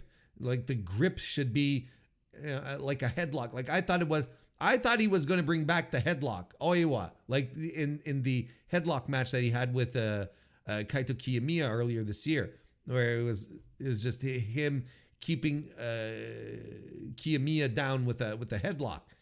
I thought that was the grip, but no, the grip is the rolling lariat. That doesn't make sense. Do they think? Is it because the sound of the grip in a Japanese circumstance sounds really good, sounds really tough? Why do I immediately think that these New Japan finisher names are all a self-pleasuring innuendo, because you have the Grip and you have the other guy with the Gene Blast. Is everything okay backstage? Is everyone just really horny and creative these days? Anyway, Shingo avoids the Grip and lands the pumping bomber. There's some back and forth, pumping bomber again, and a power bomb by Shingo, another pumping bomber, and the last of the dragon. I really like the pace of it. I would have liked a little more. Could they have gone bold and given Oiwa the title? Sure, but I think there's a lot of anxiety again amongst wrestling fans in regards to certain wrestlers. I kind of find the anxiety over Oiwa is pretty much the same as, well, not pretty much the same, but heading down the path of how AEW fans feel about Hangman Page. There's so much anxiety about Hangman Page amongst wrestling fans, where he is probably the most secure and fine pro wrestler in the company. Oiwa's future is bright. I don't think anyone should be fearful of that. It's bright. And him not winning the Never title here is fine. This was a great match. I give it 3 3/4 stars. I would have just wanted it to be longer, but yeah, this was a lot of fun. It was a blast of a match. A little less fun was Ren Narita defeating Jeff Cobb and Yota Tsuji to become the new TV title champion. Look, this is right. Isn't this what we talked about? I was like, there's a very fair chance Narita's going to win this, And I mean, the work was fine. The work was good. And I think it was really exciting with Cobb and Tsuji. I think that, that's the natural pair up. That's the natural, right? That you want to see. That's the one that's really exciting. I don't really care about Ren Narita. But there you go. Like, House of Torture has a title, and there's going to be all the nonsense and the wrenches and the push-up bars and the, turning off the lights and the Yajiros. And there you go. This is all. I don't know. Ren won as clean as he can as being a House of Torture member, where he did use the push-up bar. But I mean, there wasn't like ton of interference is what I'm trying to say. And he lands the X Factor for the win. So 3 1/4 star. I thought the work was fine, but otherwise it's like, I'm completely detached from it. I think this was the bad decision. I think this was a bad decision. You know who could have benefited from this is Yota Tsuji, who I think is great, and I'm going down this arc and I'm repeating this. We've talked about it before. I think Yota Tsuji, if he keeps going down this path, his vibe, well, that's what he's going to be. He's going to be a vibes wrestler, as opposed to being the guy who is the work rate specialist that tears down the house. He's going to be the next Shinsuke Nakamura for New Japan, where Shinsuke would come out to pomp and circumstance. He'd be exciting, electrifying, and he'd have good matches, don't get me wrong, but nothing that would blow you away, except for very specific moments in the year where he'd bust out the work rate special. I think this is Yota Tsuji right now is giving me the feeling that he's going to be a vibes wrestler, as opposed to being a work rate guy. And I feel like he could have benefited quite a bit from being in the sub 15-minute environment as the World TV champion, being forced to work fast and get his stories done and clean within that 15-minute environment. I think that could have been really interesting for him. Not as interested as for Ren Narita, because we all know how those are going to look like. But I said it's like, look, there's a reason why they suspended the feud. There's a reason why they reignited. They suspended the feud once Narita got hurt. There's a reason why they went immediately back to it. The trio match they had set up just before Narita got hurt. There's a reason why they immediately went back to that once Narita was cleared. And unfortunately, I saw it coming. I was right again. Don't get me wrong, it's exhausting to be right so often. 3 1/4 star. Shota Umino, El Fantasmo, and Hiroshi Tanahashi defeated the House of Torture trio of Evil, Yoshinobu Kanemaru, and Yujiro Takahashi. I don't have many notes here. I didn't particularly care for the match. ELP eats a lot of shit from the get-go. And they came out in Gladiator stuff.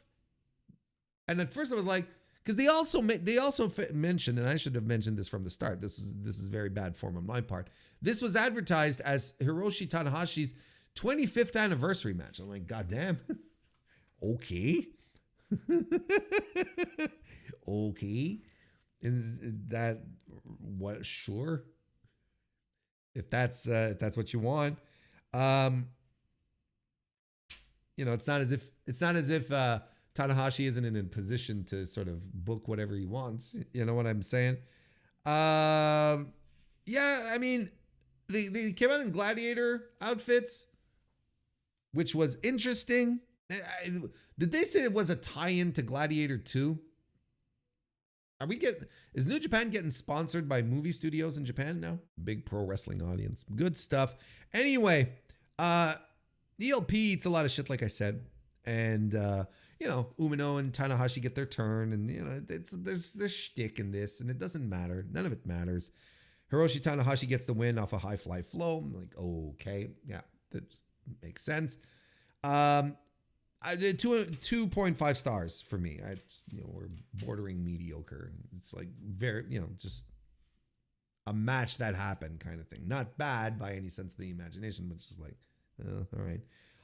However, the big news that happened here is Hiroshi Tanahashi got on the mic and announced that he is going to be retiring on January 4th, 2026, which will be Wrestle Kingdom 20 for those of you paying attention and playing along, which will be Wrestle Kingdom 20 for those of you playing along here. So not unlike what they did with John Cena, not unlike what they did with Sting. So not unlike what they're doing with John Cena, not unlike what they did with Sting, and to a degree, Bryan Danielson, but then again, that Danielson's not retired. Let's be real here.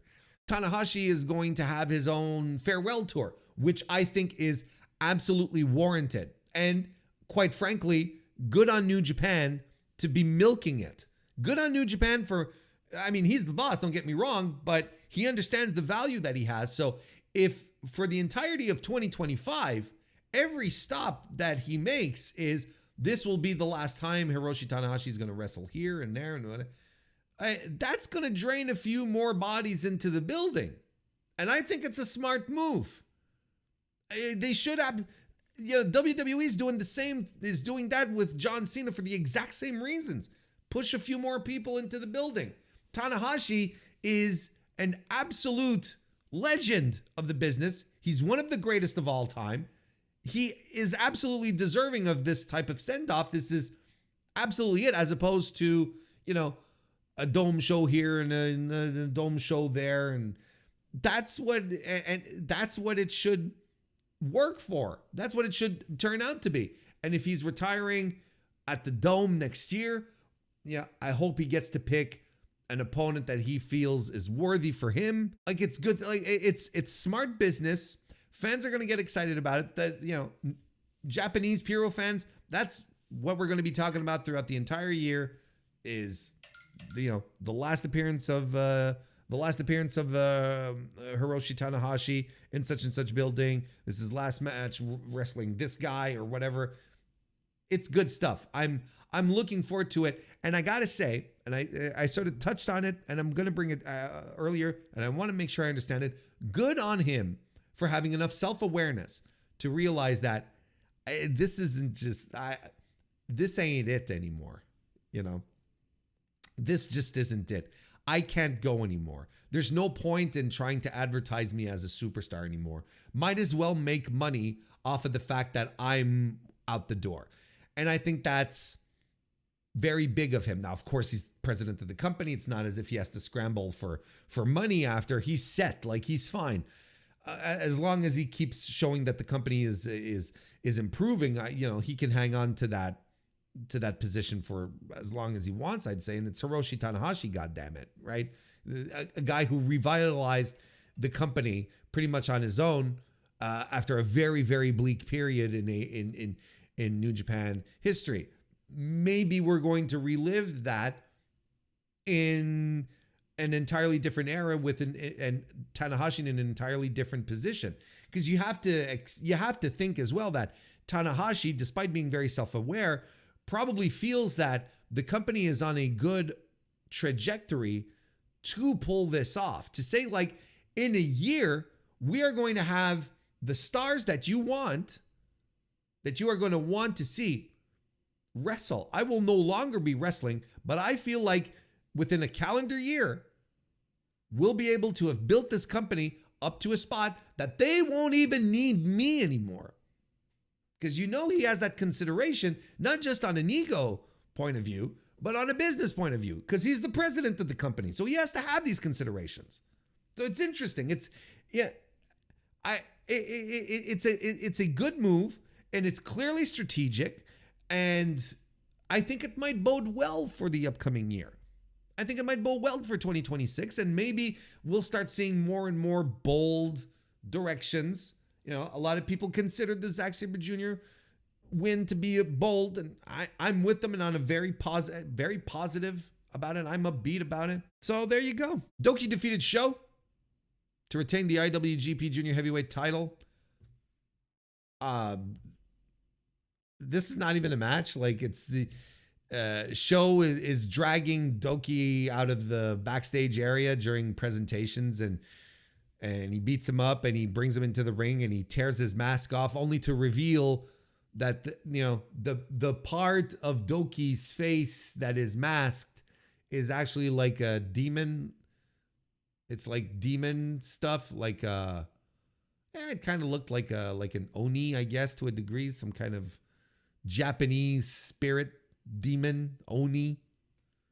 And he's and he spat some mist on Sho, and then he sat there, he being Doki, doing pulling faces, and then the match like started, and then Doki beat him like within 14 seconds. Like, it doesn't matter. I'm not rating this. You can't rate this. I don't know why you'd rate this. I don't know how you can rate this. It's not a match. It's just stuff that happened. And it's also, one of these these avenues that I'm not super keen on, but Chris Charlton immediately went to, this is exactly like Kishin Liger when he's in mask. I'm like, all right, I see. You're trying to get us, and you're trying to hit us in the right spots here. You're trying to get the nerds to get on board with this, because the nerds all love the Kishin Liger, and myself included. I mean, don't get me wrong. I'm not excluding, when I say the nerds, I'm not excluding myself. I'm not too cool for pro wrestling. So anyway, commentary's putting that over, and eventually Doki puts his mask back on, and that seems to calm him. And that's what commentary also was putting over. It's like, it's almost as if when he puts the mask back on, he regains his senses and doesn't let that spirit overtake him. Like, all right. Okay. But I loved Doki's maniacal, dopey faces where he was sitting on the floor, sitting on the mat, and just like, gyrating his tongue with the goofy. It was great. It was great meme fodder. But after the match, nonetheless, Sho attacks Doki. And then Master Wato runs in for the save. He is back. Good for him. Challenges Doki for a match for the title, of course. So it's good stuff. And good for Master Wato to be back. His hair is no longer blue. He's not wearing goofy clothes. He came in a suit. Looked good. As they pointed out on commentary, sometimes a little reinvention will go a long way. So we'll see how that goes. And it's good too, right? Because and again, commentary mentioned it. It all sucks because it's stuff I would have liked to have mentioned. It seemed like it's coming from my own volition. It's good because Wato and Doki have history, because Doki destroyed Master Wato on his debut, attacking him from behind and whatnot. So, there's a bit of a Bit of a full circle moment, I guess, thing here. And then the last match we'll talk about is David Finlay. Oh, wait a minute. Was it here? No, it was before. I don't remember where, but the Young Bucks cut. They had a pre-tape promo where they basically said they're coming back to New Japan. To no reaction at all. I mean, you know, they were in the junior tag league. They were juniors. They were junior tag teams. Like no one has ever cared. But they're going to be in New Japan for the Wrestle Dynasty. And that was that. And David Finlay successfully retained the global heavyweight title against Hiroki Goto. I thought this match was great. I thought it was tremendous. Such a and we had been in a bit of a slump here, you know, because the Shingo Oiwa match was very good, top line stuff, and then the Narita win sort of brought the energy down, and then you get the 6-man tag, which was just a lot of shtick, crowd pleasing, but you know, not for me. And then the Doki stuff where I'm like, what am I watching? What's going on? Can't we have a match? What, you know? So we were kind of in a chasm at this point. Thankfully, this one paid off with a really good match that was super emotional. They continued down this story of Hiroki Goto.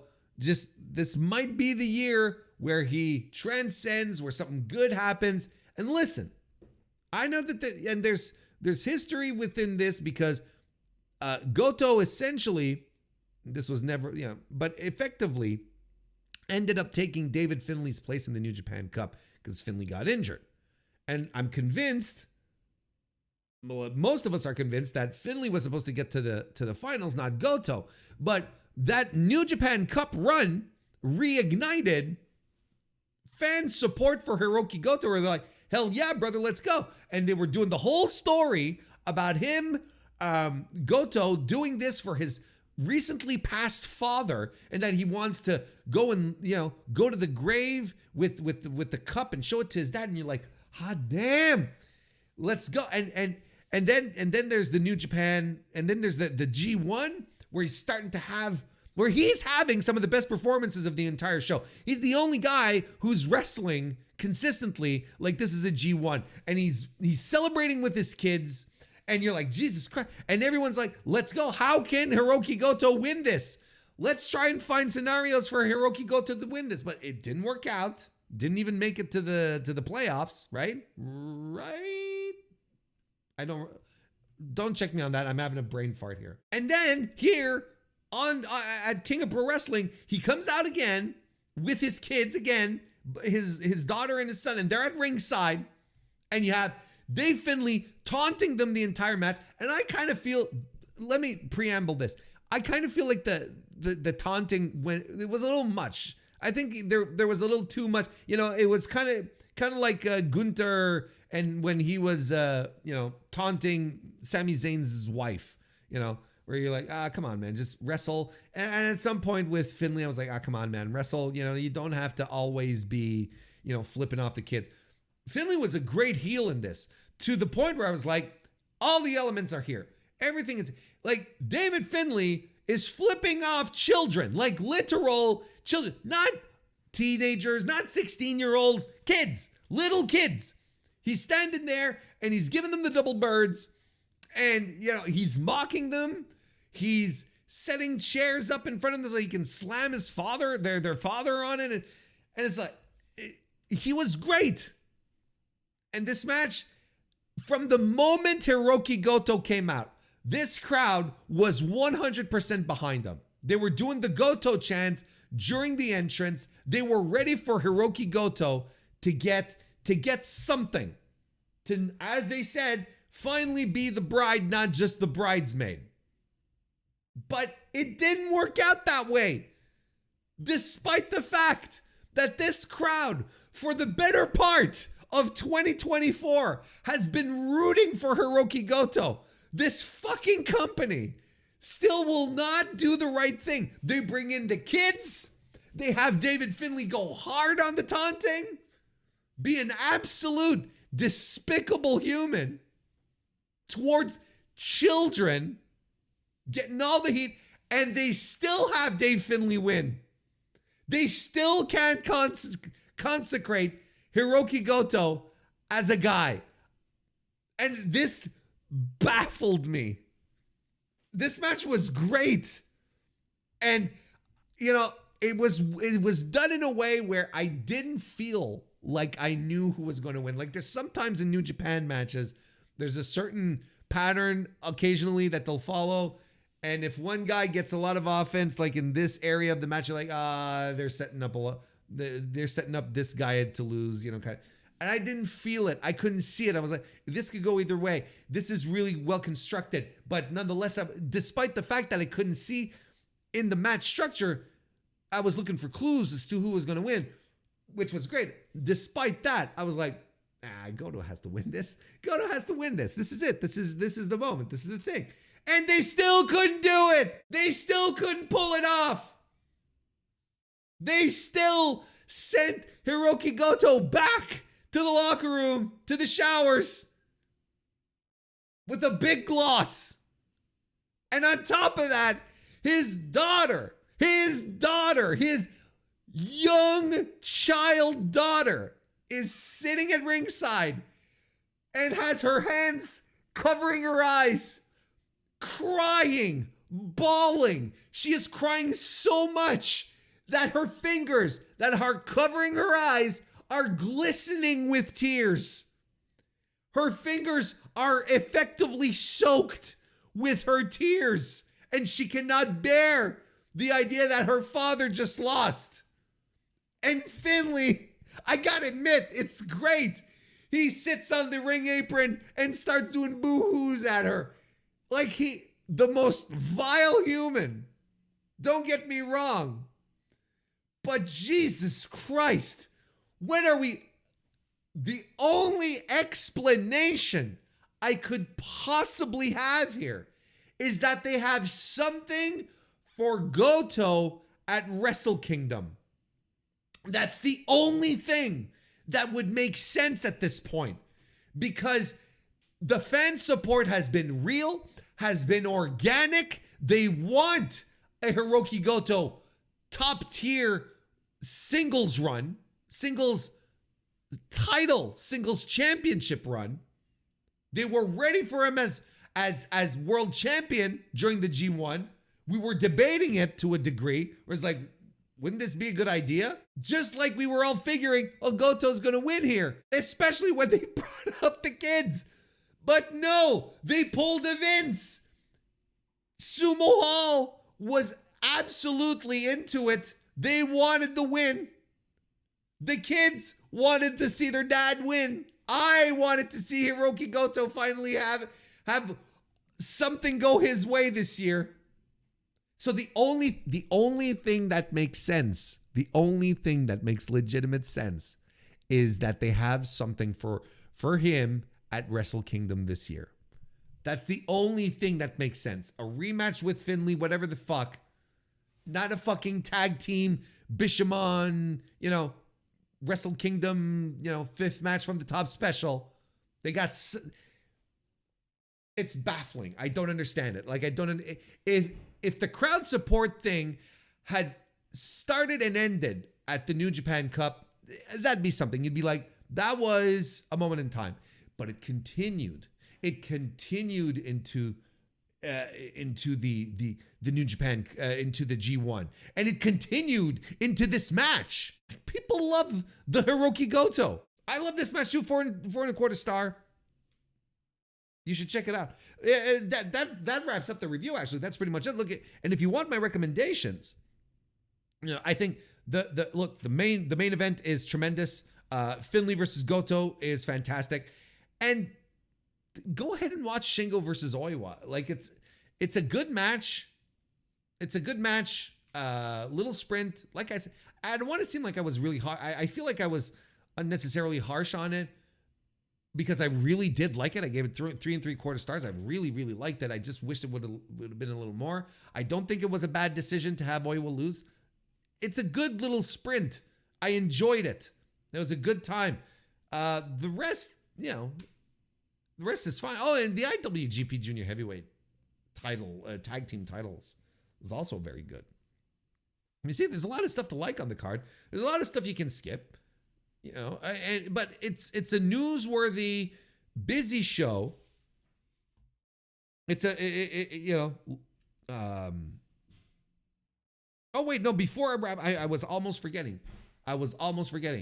After the Hiroki Goto Dave Finlay match, Finlay gets on the microphone and he challenges Uemura, who is out with an injury. And he's I still need to beat this guy. But instead of Uemura coming out, we have Taichi, who is going to be challenging next, and he's going to be challenging at the Power Struggle show, right?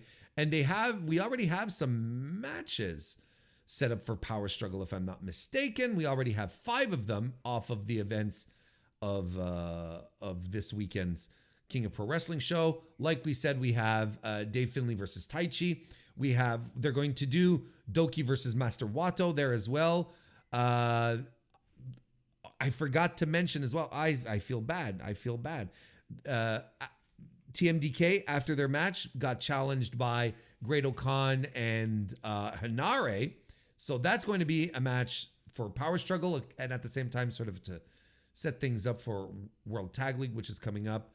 And a special tag contest between Hiroshi Tanahashi and El Phantasmo versus Evil and Ren Narita. So that's what we have so far for the Power Struggle. And there will also be the final of the Super Junior Tag League that's going to be there as well, because they're going to blast through this over the next 2 weeks. It's pretty much what you expect. There's two interesting things. Taiji Ishimori has a mystery partner. That could be a lot of stuff. And the Velocities are in this. And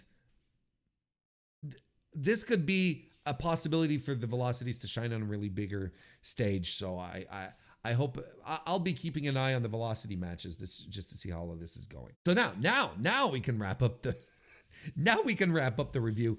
I think I've covered everything. I don't think I've forgotten anything. Anyway, the matches are there, and that's what's most important. Busy show, lots of good matches, a couple of great matches on top of that. Big world title change. If you're a New Japan guy, or gal or non-binary pal, there's stuff that you do have to check out on this show. So that's it. That's where we're at, and a good show. Not a great show, but a good show. Those are my thoughts. And on that note, we are going to bring this edition of the Mr. Warren Hayes Show podcast to an end. I cannot thank you enough for joining me once again this week. If you've left a like on the video, I appreciate it. If you don't, go ahead and do it so I can appreciate it.